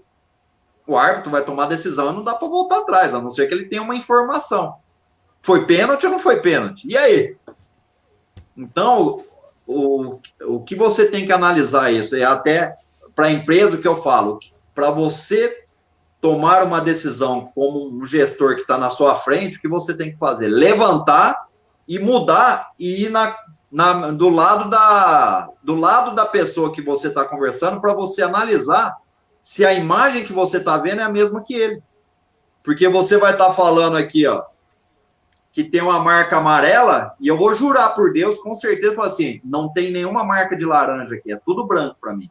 E nós vamos ficar discutindo aqui, é branco para mim, amarelo para você, branco para mim, amarelo para você. Se um dos dois não sair da mesa e analisar em conjunto, do mesmo lado, nós vamos chegar na mesma decisão. E a arbitragem é muito isso. Por incrível que pareça, quando você tem 36 câmeras no jogo, e uma coisa que eu sempre cobrava o pessoal, os repórteres de campo, não sacaneia a gente, procura pelo menos uma imagem que está próximo à nossa visão. Você mostra o lance de frente quando eu tomei a decisão, e você vai buscar um lance lá na grua ou por trás do gol, que é uma imagem totalmente diferente, para falar que é igual. Então, aí, o que eu percebo é que tem que voltar, usar um pouquinho o que fazem na Europa. Se tem uma que não é conclusiva, o árbitro tomou decisão ali, e ele interpretou ali. Então, eu ainda acho que tem que melhorar muito nessa interferência. E outra coisa, o árbitro, e para mim, você falou até um nome aí, mas para mim é o que está perfeito nesse momento. Porque a arbitragem não é o melhor, é o que está passando por um melhor momento. É bem parecido com o goleiro. O goleiro é bom pra caramba, mas é fácil. Se o time tá bem, a bola bate nele, na trave, não entra. E se ele tá mal, a bola vem, bate no zagueiro, entra, é fácil. Então, nesse momento de adaptação ao VAR, para mim, um dos árbitros que tem melhor feito as partidas, para mim, é o Rafael Claus. Porque ele tem entrado em campo preocupado em apitar o jogo. E nem conversei com ele, mas tanto assim, tanto dentro de campo, que muitas coisas que sem estar lá, você percebe que o cara está falando, que ele está percebendo. E por conhecer ele, o que eu percebo? Que a atuação dele, ele entra em campo para apitar o jogo. E na cabeça, se eu tiver um erro grave, que é para isso que serve o VAR, Se eu tiver um erro grave, ele me salva. É para isso. Aquele gol do Thierry Henry que levou a França para a Copa do Mundo contra a Irlanda, o VAR veio para aquilo. Imaginem só se tivesse um VAR e tivesse anulado o gol. Quanto a Irlanda teria ganho de dinheiro e patrocínio por ir para uma Copa do Mundo e quanto a França teria perdido de patrocínio por não ter ido à Copa do Mundo. Porque futebol é business, né? Sim, exatamente. Aí não tinha tirado o Brasil. Então, são coisas. O VAR veio exatamente para salvar isso daí. E o Rafael Claus entra em campo com esse pensamento. E outros árbitros, eu tenho percebido o seguinte: vou apitar. Qualquer errinho, eles me chamam lá. Então, ele está preocupado com o VAR. E eu, se fosse de comissão de arbitragem, numa reunião, eu já falaria o seguinte: ó, se o VAR te chamou 4, 5 vezes, é porque você foi mal no jogo. Porque você está em dúvida em 5 lances seu, todo jogo, o VAR te chama 5 vezes, 6 vezes, 7 vezes, porque você precisa voltar para a escola e fazer uns ajustes aí, porque não tá bom. O interessante é que não te chame nenhuma vez, porque não precisou salvar a arbitragem.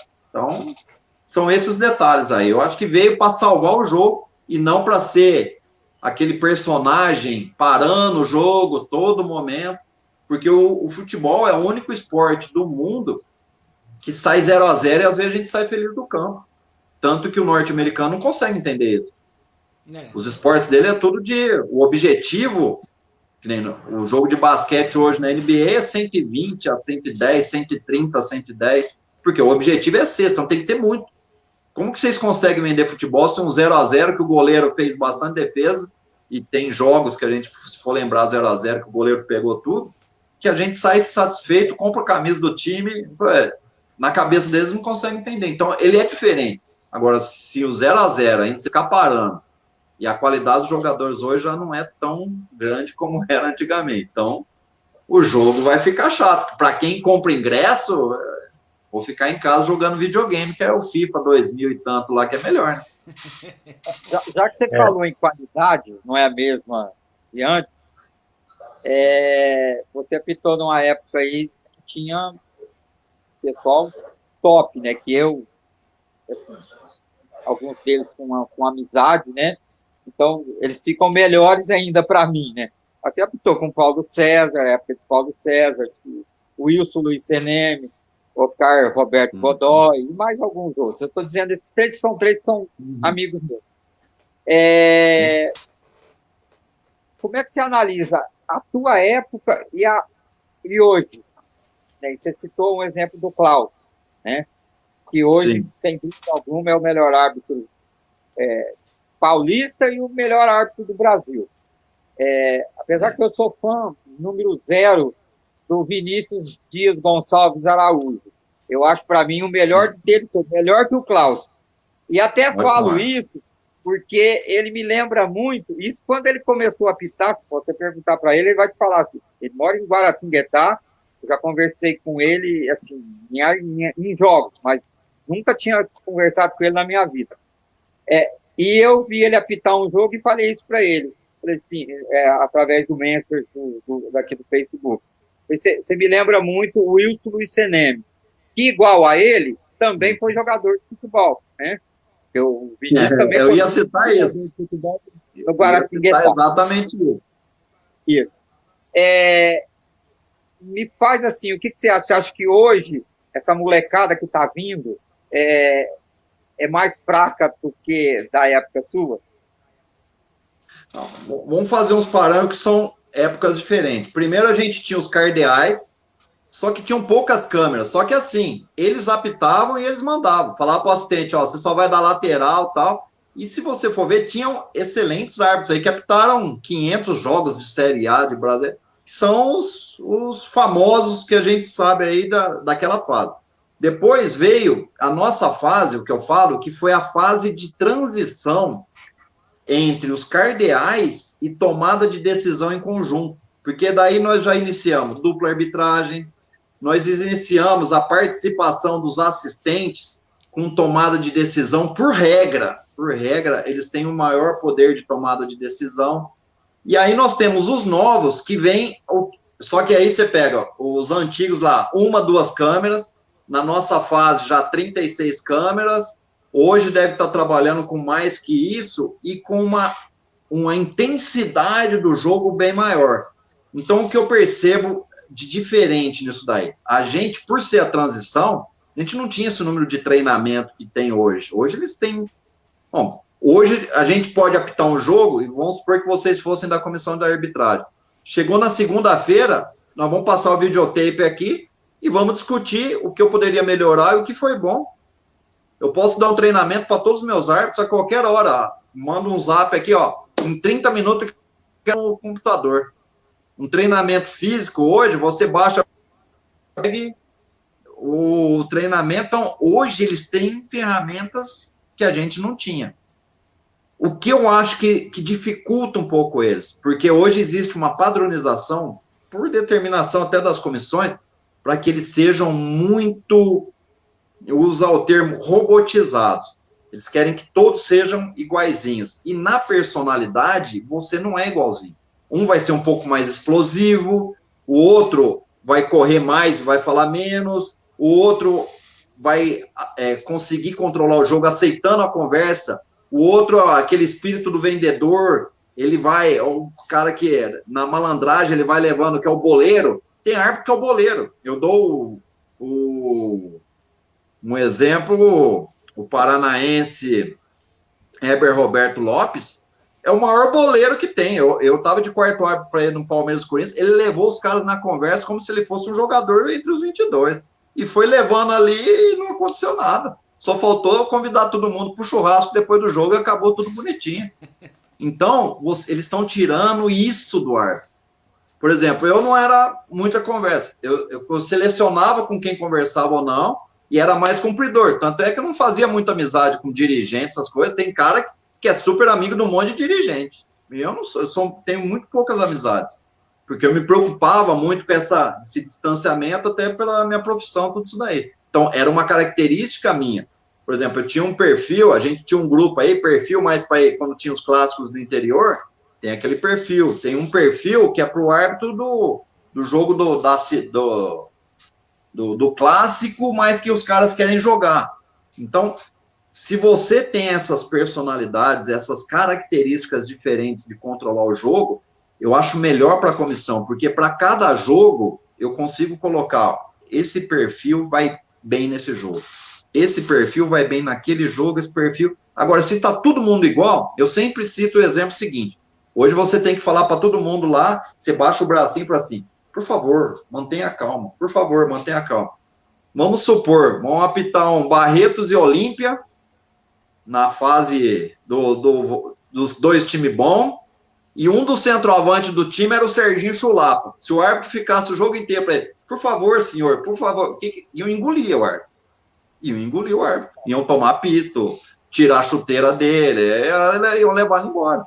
Então, é isso, essa robotização, você deixa de perceber como o árbitro é, a personalidade dele, para você ter uma gama de escolha melhor. Porque a preocupação, mas se a imagem pegar isso, tal, o árbitro tem que aprender que a hora que ele vai falar, ele tem que se preocupar, é falar para baixo, é a hora que você vai dar a mão para alguém. Tem essas coisas que você vai aprendendo no futebol. O futebol, não... a gente sabe, tem algumas coisas que acontecem dentro do campo de futebol, que é o que você fala. Vai me dizer que todo anjo, nunca teve um jogador que o árbitro fala assim, não, você vai ficar 5 minutos apanhando enquanto você pedir desculpa. Você quer sacanear comigo? Vai ficar se jogando na área? Então não tem falta em você. Vai me falar que todos os árbitros São Santos nunca fizeram isso. Claro que tem. Claro que tem. Assim como tem jogador que vai lá, puxa o short, puxa a cueca. Hoje acontece menos porque você tem as imagens. Mas antigamente, teve árbitro que ia apitar com um revólver na cintura. Bosquilha ia. E isso não é mentira, não. Isso é verdade. Ele ia com o revólver na cintura. E nem apita ele usava. Eles até brincavam, que ele ia lá, punha o pé na bola, foi falta para lá. Não precisava nem do apito, e os caras não chegavam nem perto. Então, essa época dos cardeais, parece, é um avanço. É claro, a gente tem que avançar sempre. Hoje você tem os pilares aí, uns psicólogos que trabalham isso. Então, a psicologia do esporte não é você ir deitar lá no consultório e passar os problemas. A psicologia do esporte, você é como se fosse uma preparação física. Você vai fazer intervenções durante a partida. Então, ele vai estudar, ó, em que momento dos jogos você consegue ter o maior controle do jogo. Bom, em períodos de pressão, por exemplo.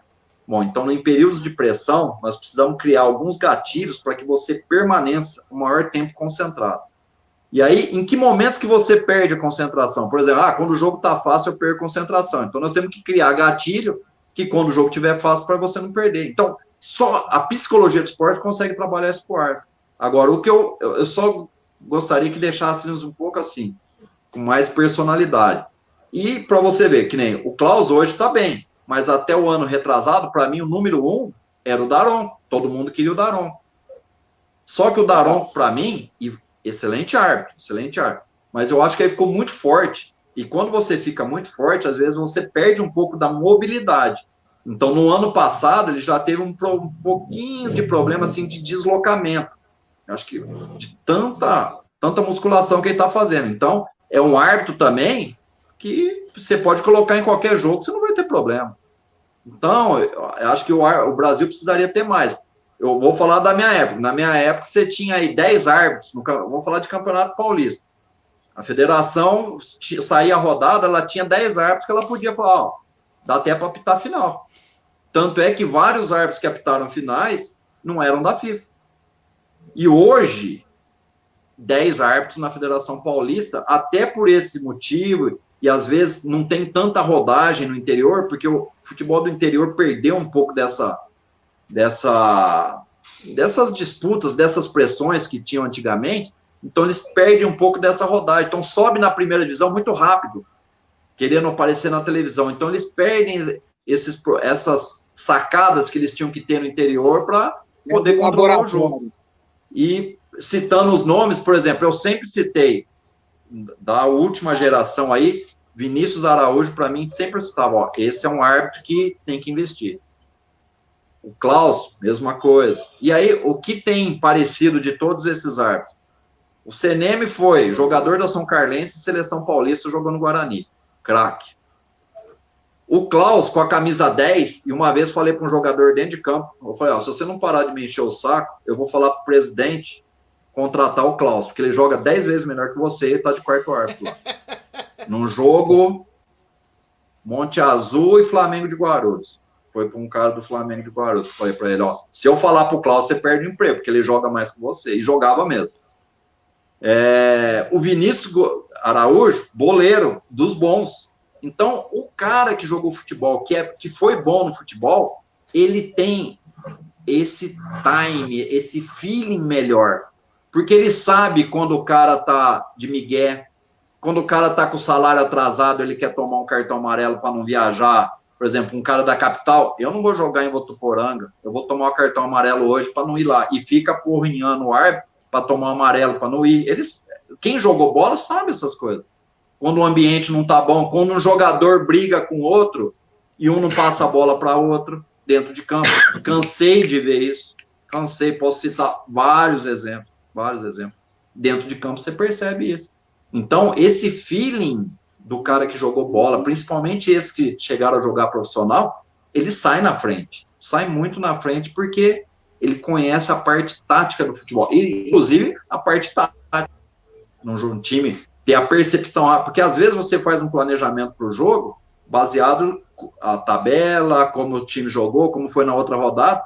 Às vezes você pensa, esse time vai jogar marcando saída de bola. Deu 5 minutos, o time está no campo dele. Você tem que rapidamente alterar todo o seu plano de trabalho, porque senão você vai estar posicionado errado. Ou o inverso é verdadeiro, você está lá no meio de campo, o time sai já marcando pressão, você vai ter que mudar. Então, o árbitro que demora, às vezes, demorar 10, 15 minutos para mudar o plano de trabalho, você perdeu o jogo ali. Então, você tem que ter essa rapidez de tomar decisão e avisar todo mundo. O que nós planejamos no vestiário está diferente aqui no campo. Então, muda e vamos prestar mais atenção nisso. As guerrinhas que tem entre equipes durante a semana. Porque o árbitro hoje também tem esse monte de ferramenta. Eu tinha muitos, na minha época eu já comecei a fazer isso, que é o plano de trabalho, fundamental para uma partida. Então, sair a escala, a gente vai analisar como está o ambiente da equipe A, da equipe B, quem são os jogadores cai-cai, quem são os jogadores que fazem mais falta, qual o índice de cartão amarelo, cartão vermelho, número de falta por equipe. Se tem uma equipe que faz 30 faltas de média por jogo, significa que o seu técnico está pedindo, toda vez que você perder a bola, você faz faltinha para não tomar amarelo, mas para o jogo, para a gente montar a defesa. Isso é perceptível no jogo. E na estatística te ajuda muito. Então, hoje o árbitro que quer estudar a partida, e hoje você vê os vídeos, por exemplo, o cara que vai apitar o jogo da Série B na sexta-feira, já saiu a escala hoje. Se eu sou o árbitro, o que eu vou fazer? Eu vou assistir o jogo das duas equipes. Pego o meu campinho de futebol lá, eu vou marcar onde a equipe A fez falta. Todos eu vou montar no campo aqui. Por onde que ela jogou, por onde que ela chutou, você vai fazer todo o desenho. Se toda a jogada dela foi pela esquerda, para que eu vou ficar perdendo tempo de correr pela direita se a bola vai pela esquerda? Se o time faz linha, o meu assistente tem que estar muito ligado, porque uma hora o cara vai sair no gol porque a linha deu errado. Então, essas informações que às vezes o público não sabe, e que o árbitro às vezes chega em alto performance, porque ele estuda muito. Então, o jogo foi fácil. Não, o árbitro transformou o jogo. Nenhum jogo para o árbitro é fácil. Aquele que ele acha que ele é fácil, que não vai valer nada, é o pior jogo que tem. Agora, se ele estudou tal... Eu lembro de ter feito um jogo que a gente usou muito isso, foi Paulista de Jundiaí e Ponte Preta. Aliás, Ponte Preta e Paulista de Jundiaí. Que para os novos acham que não vale nada. Jundiaí, nem futebol tem direito, com Campinas.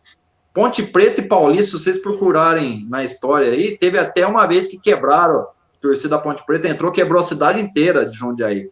Eram guerras homéricas que tinha.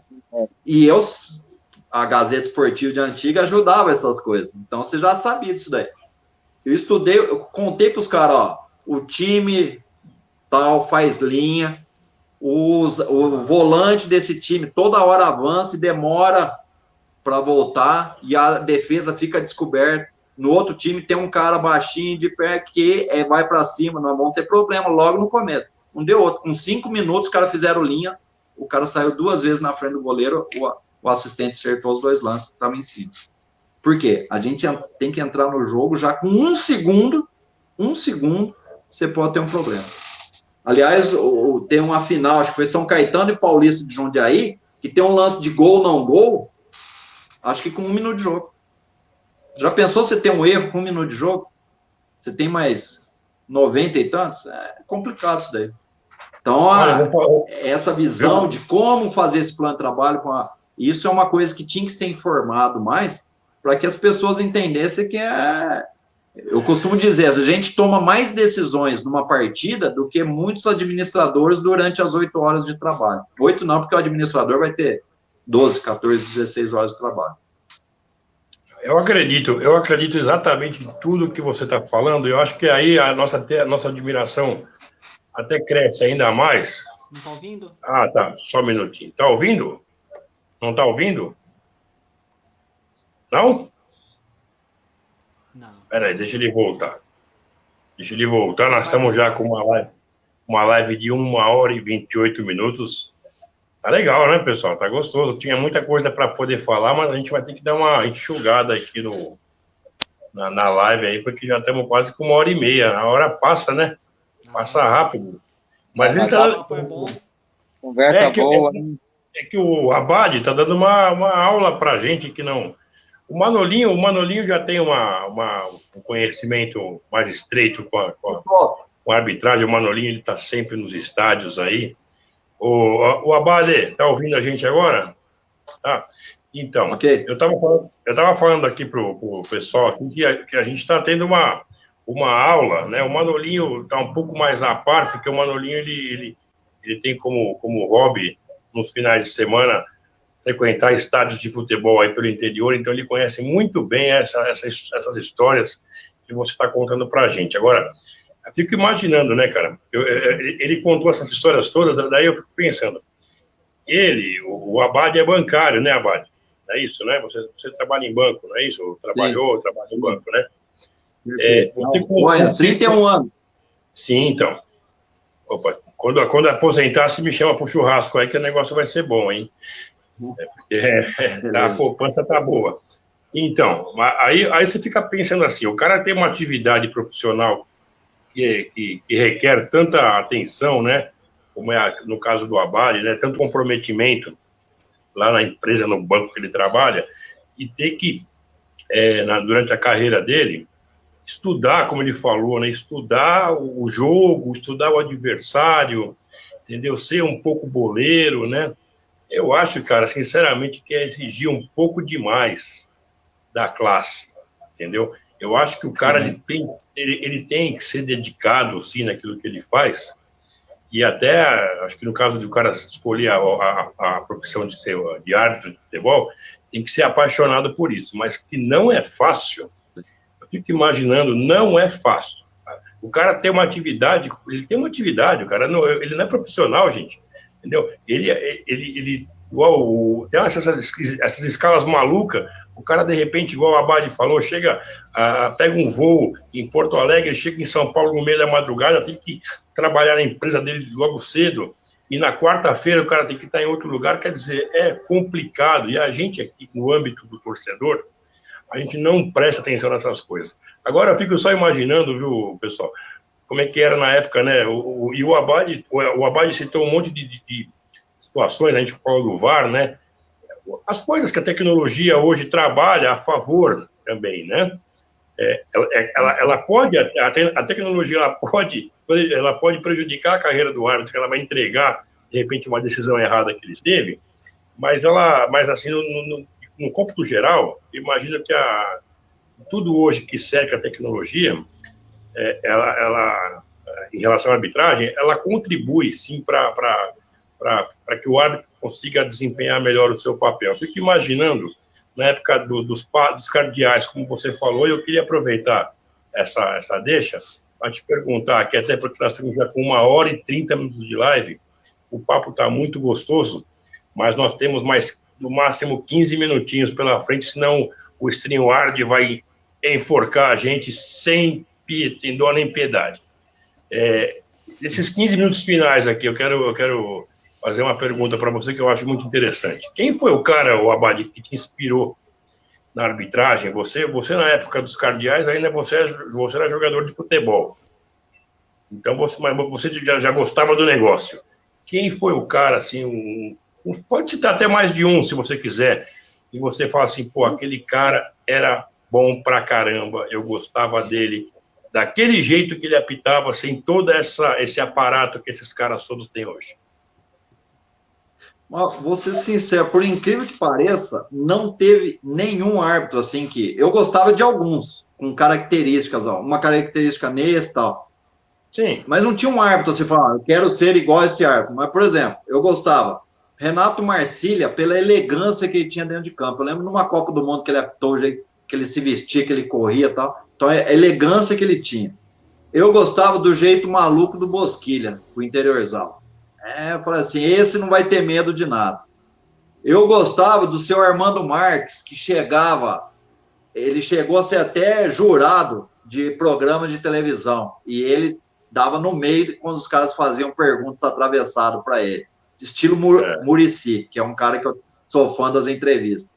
E eu gostava, esse cara que era o administrador de tudo, o seu Aragão. O seu Aragão é um cara que era amigo de todo mundo, foi técnico de futebol, envolvido com futebol, tudo isso daí. Então, ia pegando assim, um pouco de cada um. Agora, mesmo na época capital, eu acho que o Aragão foi jogador também, né? O Abad. Foi.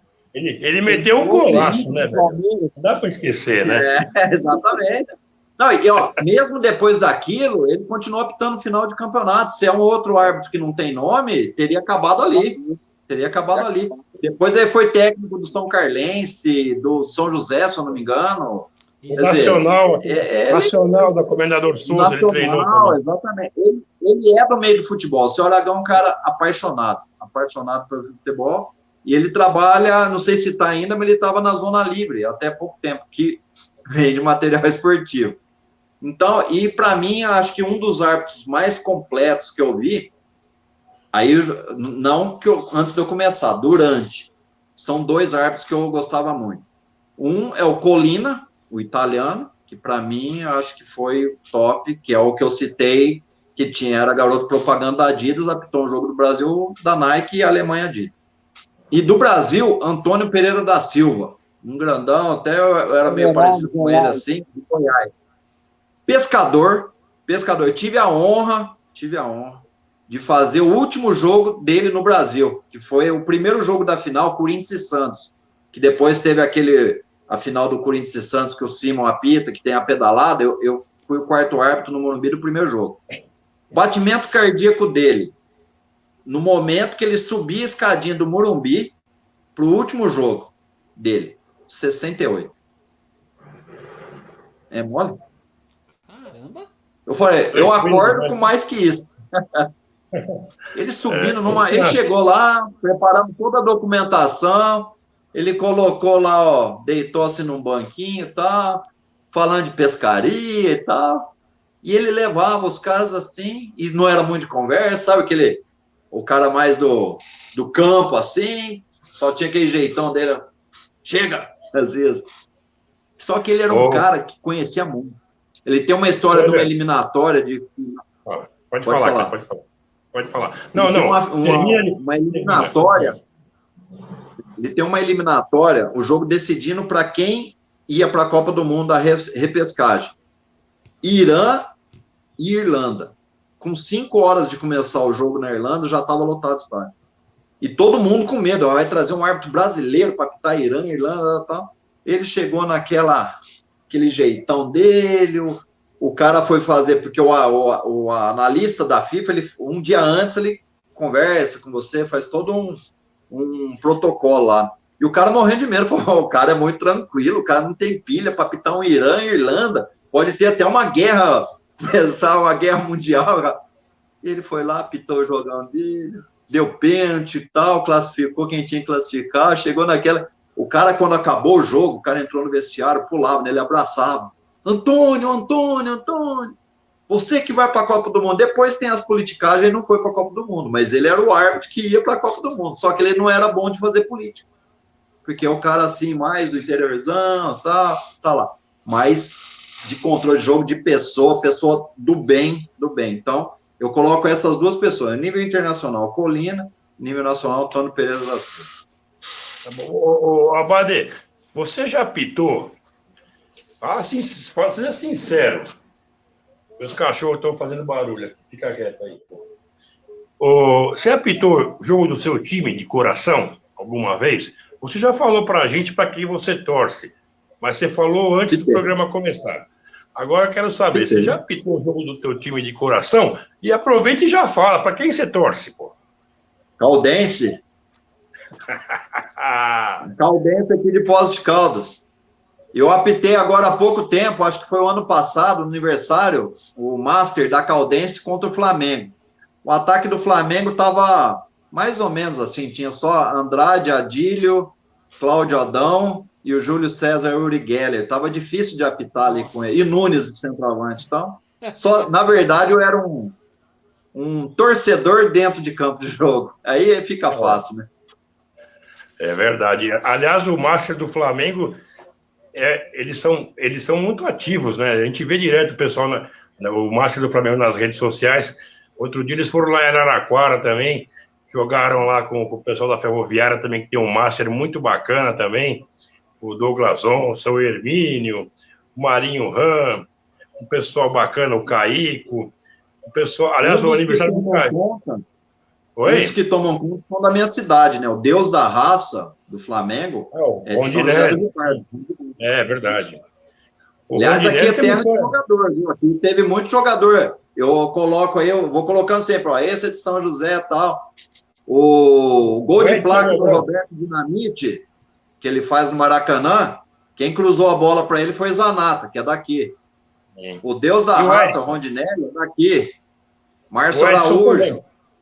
Edson Bobrão, Márcio Araújo, o Souza, do Bragantino, que está sempre aí também, Biquinha, que outro dia eu coloquei, tem uma foto do Biquinha lá, que jogou no Palmeiras, Portuguesa. Verdade, então, verdade. Aqui teve o Andrezinho, agora mais recente, o Andrezinho, né, que jogou nos 4 grandes do Rio aí, do Flamengo, e atualmente o Matheus Ferraz, que é o zagueiro do Fluminense daqui também. É, uma terra de craque mesmo. O Emerson, eu vou ter que pedir para a gente, infelizmente, ser mais sucinto aí nesses 6 minutos que faltam para terminar a nossa live e mandar a sua última pergunta, pelo menos então, se não for uma pergunta, o seu boa noite final aí para o Kleber. A conversa foi muito boa. Cara, eu quero que o Kleber volte outro dia. Viu, Kleber? Se você puder voltar outro dia com a gente, tem um horário muito legal que a gente faz, que é domingo de manhã. É um outro pessoal, é um outro público. Eu acho que vai ser bem legal se você voltar com a gente no domingo de manhã. Mas manda a sua final aí, Emerson, depois o Manolinho, para a gente poder encerrar. Tá bom, eu fiquei muito feliz mesmo de estar conversando com o Kleber, né? E foi uma aula, né? Como o Alexandre falou, foi uma aula que a gente teve aqui com ele hoje. E espero mesmo também, de coração, que você volte outras vezes, até mesmo na nossa resenha que a gente tem na sexta, para falar de futebol, você vai ser bem-vindo mesmo. Uma coisa que eu queria saber de você, ô Kleber, o dia que o alambrado caiu lá em Franca, você se assustou muito ou você nem percebeu? Imprudente. Prudente, isso, Prudente. Desculpa. Prudente. Quando o Ronaldo marcou o gol, né? Não, pode ver que alguns jogos marcantes eu que estava sempre lá, né? E esse daí é mais um deles. Pro resto da vida, é mais um jogo que pro resto da vida, sempre que mostrar o Ronaldo, eu estarei de vermelho na entrada da área, dando sinal para a cobrança do tiro de canto, né? E foi um jogo também muito marcante, né? Porque toda a superação daquele atleta, o cara é um craque. E eu tive a grande honra de apitar os 5 brasileiros que foram considerados os melhores do mundo. Ronaldinho, Rivaldo, o Romário e o Ricardo, que é o Kaká, né? Os 5 R's nossos, né? Então eu tive a honra de apitar os 5, de ver dentro de campo, e se eu fosse técnico eu ia ser obrigado a escalar os 5. Porque não tem um melhor que o outro, porque cada um está numa posição ali, então dá para montar. Se eu tivesse no VAR aquele dia do jogo lá de Prudente, eu ia te chamar no VAR e ia falar, mete vermelho desse gordo aí. Não, então, mas aí, o meu grande amigo, o problema foi que o meu grande amigo, o goleiro, aquela bola era dele, né? Com 2 metros de altura, o Brunão, gente boa demais. Brunão, você me derruba desse jeito. Você não precisa nem pular, porque o Ronaldo, ele quase que não tirou o pé do chão, ele só ajustou a cabeça. E o Marcão, que estava debaixo da trave, subiu, não alcançou, né? Agora a bola era do Bruno. Se eu tô jogando no gol ali, eu já dava um soco na cabeça do centroavante, tudo fazia um circo ali. Arranca a cabeça ali, vai que vai. Eu não sei qual que é a opinião do Manolinho e do Emerson, que também são palmeirenses, né? Porque eu, pelo menos, quando eu vi o Bruno aparecendo no Palmeiras, eu falei, tenho certeza que o Bruno vai ser o substituto natural do Marcos, pela empatia que ele tinha com a torcida, né? Ele é palmeirense, entendeu? E é um cara do bem, um cara sorridente, ele tinha muito perfil do Marcos, né? Gente boa demais, né? E aqueles jogos lá da Libertadores, lá, contra, acho que não me engano, foi o Toluca, não lembro qual era o nome do time lá, que foi aqui no Pacaembu, que infelizmente o Brunão foi... Ele ganhou uma Copa do Brasil pro Palmeiras. Oi? Ele ganhou uma Copa do Brasil pro Palmeiras. Não, é verdade. Mas infelizmente os goleiros são muito mais lembrados. São muito mais lembrados pelas falhas, né, do que pelos méritos. E o Bruno é um cara muito... Sabe, eu acompanhei a trajetória do Bruno no Palmeiras, eu queria muito que ele tivesse dado certo no Palmeiras. Infelizmente não deu, mas eu acho que ele deve ter feito o pé de meia dele lá nos Estados Unidos, lá ele foi jogar lá no futebol norte-americano, lá deve estar bem, é um cara que merece tudo de bom. Manolinho, manda sucesso para ele, gente. É isso aí. Gente ótima. Manda a sua última pro Kleber, então. Kleber, realmente o que o Alexandre disse anteriormente é verdade. Uma live muito bacana, realmente a gente tem que fazer outra, né? Porque tem muita história ainda para contar, tá? Eu me sinto privilegiado de ter amizade com vários e vários árbitros, né? E eu peguei essa época desses que eu falei, né? E hoje tem alguns ainda que estão trabalhando ainda, que é dessa época, e eu sinto a dificuldade da molecada de hoje, do pessoal de hoje, tirando aí o Vinícius e tal, você chegar. Já aconteceu que Palmeiras de Juventus em Ribeirão Preto, no Santa Cruz, foi a estreia do Denil. Palmeiras ganhou de 4-0 do Juventus. 20 minutos para começar o jogo, eu estava dentro do vestiário do Santa Cruz com o Paulo César de Oliveira. O bandeira era o Luiz Henrique lá de Lins. Luiz Henrique de Lins. Eu estava dentro do vestiário da arbitragem. E hoje, uma frescuraiada, uma coisa... Mudou muito. Por isso que eu fiz até aquela pergunta de antes e de hoje, né? A molecada usa muito essa, né? Assim a gente fala. É uma geração muito Nutella. Tudo, né? Mas o Brasil tá assim, né? O Brasil tá geração Nutella. Nós somos da época da geração raiz, né? É bem isso. E outra coisa que o Alexandre falou, até fazer uma live no domingo, que é um público diferente e tal. Então, só lembrando que nesse domingo agora nós vamos ter o Paulinho McLaren, meu amigo Paulinho McLaren, né? Em 88, foi treinador de Barretos e tal. Tenho amizade com ele, com a Mônica, com a esposa, e mora aí vizinho de você, porque São João da Boa Vista. É de São João da Boa Vista, né?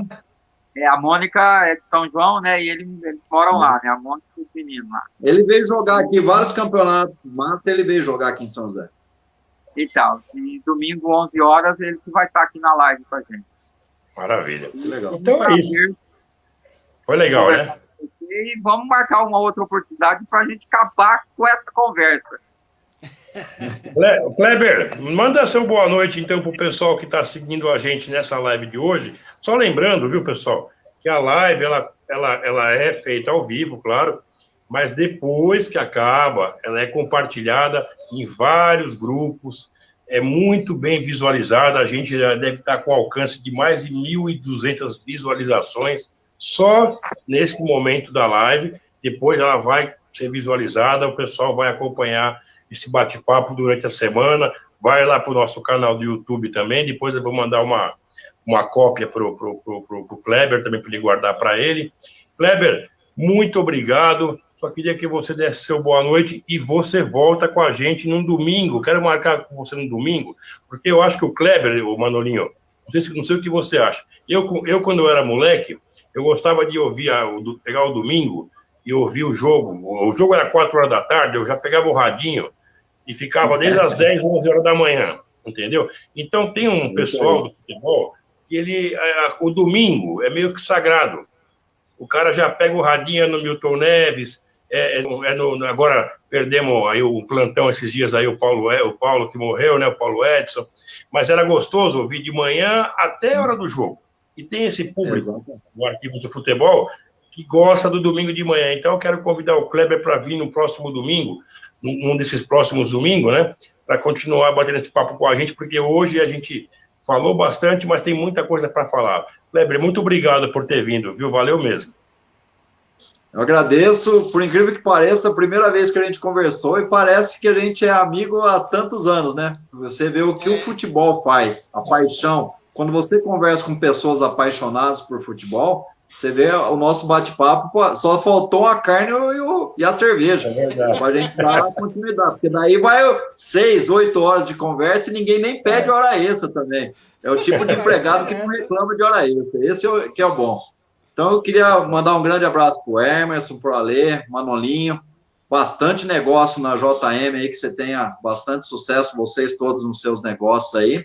Me coloco sempre à disposição, sou fã da página do Arquivos de Futebol, tenho convidado muitas pessoas, tem um grande amigo meu de Caxambu lá que chama José Luiz, é outro apaixonado por futebol, ele mora em Caxambu e ele é da época que eles pegavam peru e iam assistir jogos no Maracanã com mais de 100 mil pessoas com o tio dele. Então ele faz escalação do Fluminense de 68 para frente, aí ele sabe tudo de cor, de Samarone, essas coisas. E mandar um abraço para uma pessoa que eu sou um fã das histórias dele, do Procópio aqui. Eu não perco uma história do Procópio que ele coloca aqui, do seu Procópio aqui. Esse também é um bom, pode montar um stand-up só com a história dele, ele vai ficar milionário, viu? Então, mandar um abraço para todos aí do Arquivo de Futebol, me coloco à disposição e bastante sucesso para todos aí.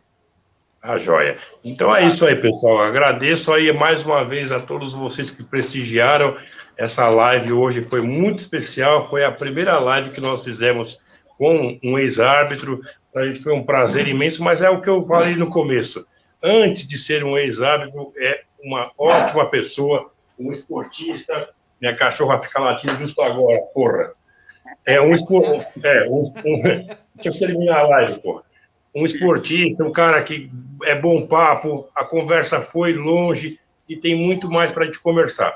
Então é isso, obrigado a todos, valeu aí para quem prestigiou e para quem vai ver depois essa live. Muito obrigado Manolinho, obrigado Emerson, obrigado Kleber, até a próxima, na sexta-feira agora, nosso bate-papo é sobre a rodada do Brasileirão e no próximo domingo, às 11 da manhã, Paulinho McLaren. Para que eu vou ver Fórmula 1 domingo de manhã se eu vou ver o Paulinho McLaren no Arquivos do Futebol? Você está de brincadeira, né? Já traz o prato de macarrão para frente do celular, dá um jeito aí. Você acha que eu vou ver? Você acha que eu vou ver aquela Fórmula 1 sem graça com o Lewis Hamilton ganhando? Você tem o Paulinho McLaren no Arquivos do Futebol às 11 da manhã? É isso aí, pessoal. Valeu. Um abraço. Tudo de bom. Boa noite.